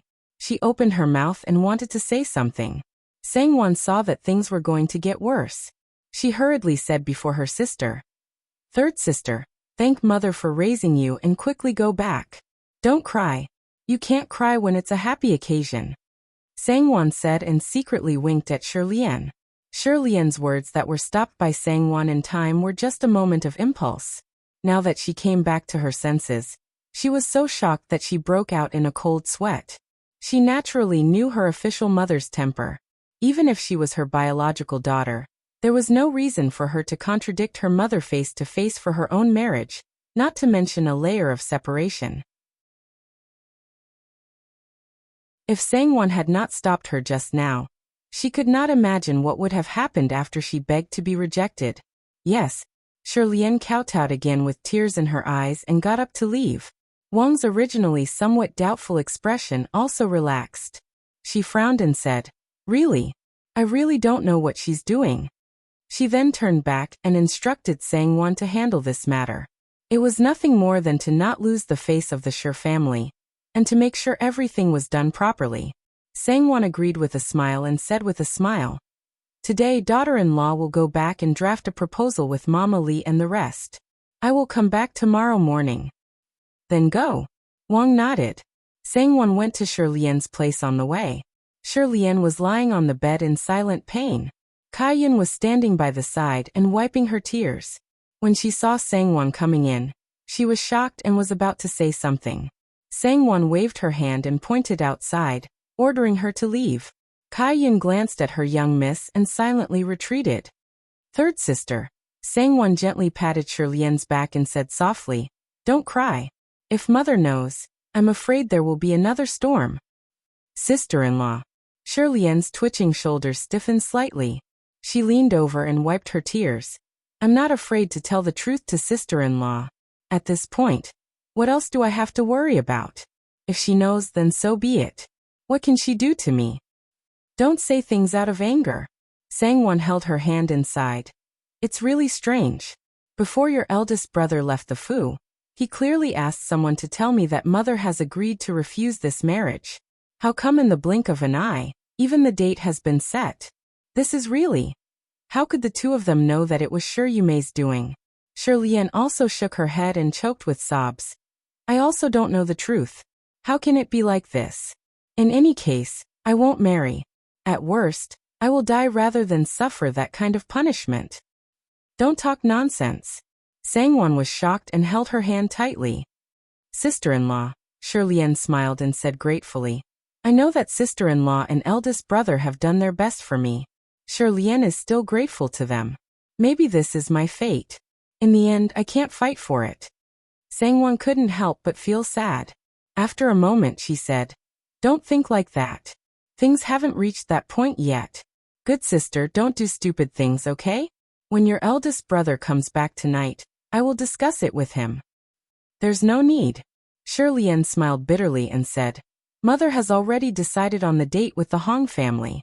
The other party is also the official in charge of this area. The matter has already been settled. How can eldest brother say anything? Sister-in-law, I am already very grateful for your kindness. I don't want you and eldest brother to be unhappy because of my matter. Please don't tell eldest brother about it. No matter what, you are still his sister. Your eldest brother won't watch you jump into the fire pit without doing anything. Third sister, promise me that before this matter reaches that point, you have to be good and don't do stupid things, okay?" Sangwon's heart was filled with mixed feelings. Didn't she have the same feelings on the eve of her marriage? No one could understand that kind of fear and uneasiness, unless they experienced it themselves. Now Shirlian was already a concubine. The other party was also that kind of person. A few days ago, they even had a conflict. The situation was much worse than hers. Shirlian looked at her caring words and gentle eyes. Her heart warmed and she couldn't help but nod. "That's right. Have a good rest. Don't cry. It will be troublesome if someone sees you." Sangwon secretly heaved a sigh of relief. After persuading Shirlian for a while more, she got up and left. Shirlian thought about Sangwon's words and ordered Kaiyun to fetch water to wash her face. Just as she finished washing up, Shi Yumei called out, "Third sister," and stepped in with a smile. Shirlian was so shocked that she broke out in a cold sweat. She thought to herself, "Thank goodness I cleaned up properly. Otherwise, if she saw me, she would definitely spread rumors in front of her mother. Then, I won't be able to live comfortably for the next few days." Shi Yumei came in with a smile and a lot of congratulations. She praised this marriage as if Shirlian was the one who got a big advantage and should be grateful to Wang. Shirlian was extremely disgusted, but she did not dare to deal with Gu Yumei on the surface. She forced a smile and responded to her every now and then. Shi Yumei wanted to see her bitter face. Seeing her indifferent expression, as if she didn't mind, she felt a little uncomfortable. She opened her eyes and carefully looked at Shirlian's face. "Big sister, is there something on my face?" Shirlian subconsciously leaned back and asked with a smile. "No," Shi Yumei said with a smile. "I see that your eyes are a little red and swollen. Did you cry just now?" "Big sister, what are you talking about?" Shirlian was shocked and said hurriedly, "Why would I cry out of nowhere?" Shi Yumei sneered. "Who knows? Maybe you're not satisfied with the marriage that mother arranged for you." Shirlian was annoyed, but she smiled faintly and said, Marriage has always been decided by parents since ancient times. Now that father is gone, mother will make plans for me. How can I be so ungrateful? How can I be dissatisfied with such a good marriage? It's good that you know. Sure, Yume was a little resentful and felt more and more bored. She sat for a while and then left. You're tuning in to the Earbook Haven YouTube channel. Don't forget to subscribe and join us on this journey to catch the most captivating stories.